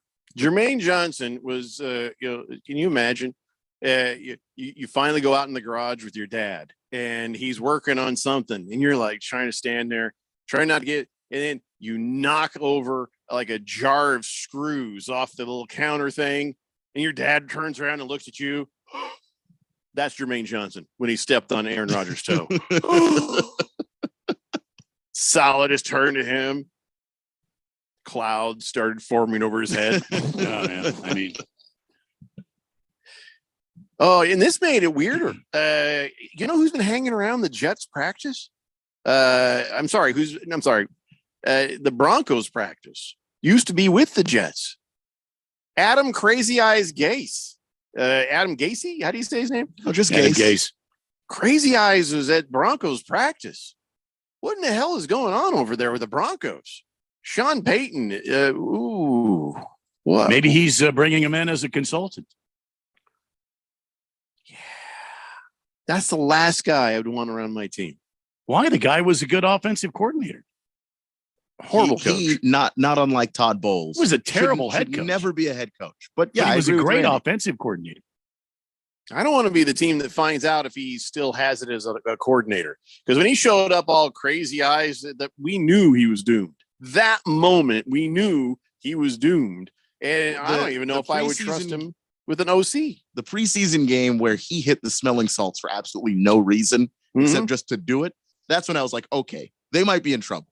This man, you're just about to coach a game. What are you actually doing? Well, I don't know. Larry Fitzgerald used to hit the smelling salts before every game. Yeah, as a player, that makes sense. That makes sense. I Because mean- you're trying to make sure you're alert and ready, you know? Why You're the would why coach. why are we bagging on Gase doing it? Well, I mean, 'cause if Larry was very mellow. Legend does it, I mean, Gase ain't running out and catching no damn ball. It's not no, the but same. he's got to coach a team. I mean, he's got to be on. Yeah, look, all I know is that there are multiple coaches who have won Super Bowls, not named Adam Gase, that didn't have to hit the smelling salts to perform at high level coaching. Because I need my coach to be clear headed, maybe not react necessarily emotionally or intensely. And if you hit the smelling salts, you'll Boy, I be hate those. awake. You'll be aware. But I hate those damn things. I got beaned one time in baseball, high school ball, and the trainer came over and he broke one of those babies open. Oh my god! I've never tried that. Oh my god! That's the worst. Where can we get some? Oh no, Jeffrey, you don't. I'll find one for you. But oh my god, that was just absolute.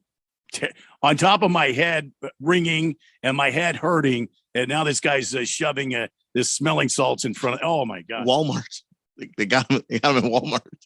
Holy mackerel! There were some shows that used to be on this station. I felt like we should send some out for free. Just do a mailer. Ladies and gentlemen, it's time now for On This Date in Big George's sports history. Back in the year 1972, the second game of the Midland Cubs and Amarillo Giants minor league doubleheader was postponed when thousands of grasshoppers began appearing everywhere at Christensen Stadium. The massive clusters of insects who swarmed from their nests behind center field wall after the ballpark lights got turned on made play impossible when infielders couldn't see the outfielders through the hordes of fluttering invaders. Talk to me, Jeffrey. That's a cricket, Randy. No, that's not the same as a All right. Sure. locust Gotcha. or a grasshopper kind of thing. Hmm. So, have you ever been swarmed? Have you ever had anything like that when you're playing ball, Randy? I was, but not by locust. It was bees. I was on a field. We were playing a game, and this happened to me twice. Once at a game I was playing in, and once at a spring training game, where this enormous horde of bees came just rolling through. Like, excuse me, we're taking over. Pardon me, get out of my way. They were everywhere. I had the gear on. I was throwing my helmet off because I thought they were getting up in my helmet. It was crazy. They were everywhere. You couldn't escape, man. I finally just laid flat on the ground and they flew back. They finally got off me and flew by me. But oh my! And then again at the spring training game, they just came out of nowhere. They just formed and they came by me like a tornado of bees. So that's the trick when the bee swarm comes through is lay down because they'll stay with the swarm. Or well, I think I mean that's the only thing I could think of doing. I don't know if that was right or wrong. How many stings you get? Oh, I got stung probably about 5 or 6 times. Okay, I don't feel like that worked. I had all the gear on. And I had my uniform on and stuff. So fortunately, there wasn't a bunch of exposed skin. But like my arm, I think got hit. And I think my neck, I got hit on my neck. And yeah, it was not fun. No. Yeah, I think maybe I would have just ran. I'd have made a what direction though? I mean, faster than anyone else. Oh my That's God. what I would do. Faster than anyone else. Let them get the bees. I'll keep going. I don't know. I don't think I could do it. I don't think I could just lie there like that. Unless you knew for sure that would work. Well, they were moving. I mean, they were going. They crossed the field. They came from like Never right seen that field before. right over at home plate, and they were going to my left down the third. Down the by the dugout here, and oh my! They went through the batting cage. Oh, it was crazy. Yeah. Lost Toby just wants Keon to feel old. He says, hey, the twins from the Sweet Life are 31 now, Keon. Zach and Cody are 31, man. Damn, they're old enough to have a family. What the hell? That's insane. Hanson is probably the same age. I don't know how. Those guys, those little girls, I think they got older. Baker's Cocky Hen says, I'll be at the Metallica Pantera show on September 1st. Prices have just kept rising since I got my tickets. Pretty ridiculous, the cost to do anything nowadays. Yeah, you're right, man. There's this guy. Oh, my God. You know what? I'm going to tell you about him tomorrow. The ticket prices are ridiculous. Like, you know what? I'm just going to watch video. I don't need to go. I got a nice surround sound at home. You know, I can just watch the concert video. Why spend that much money to stand there with a bunch of other idiots? You know what I mean? And it's probably better sound at your house. I like live music. But yeah, it still costs a lot. You almost have to be $300, $400 a ticket. No, I'm sorry. No. That's why I like the festivals to kind of come out here. Last concert I went to, I think, was Steve Miller Band. I think I paid like $30. I've never paid to go to a concert. Radio, baby.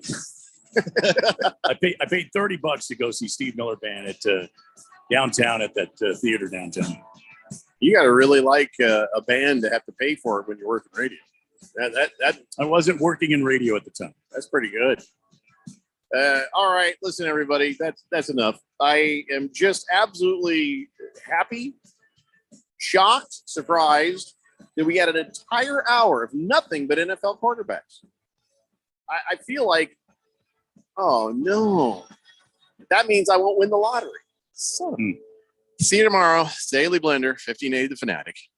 Staples presents a lesson in back to school savings. Your local Staples now accepts Amazon.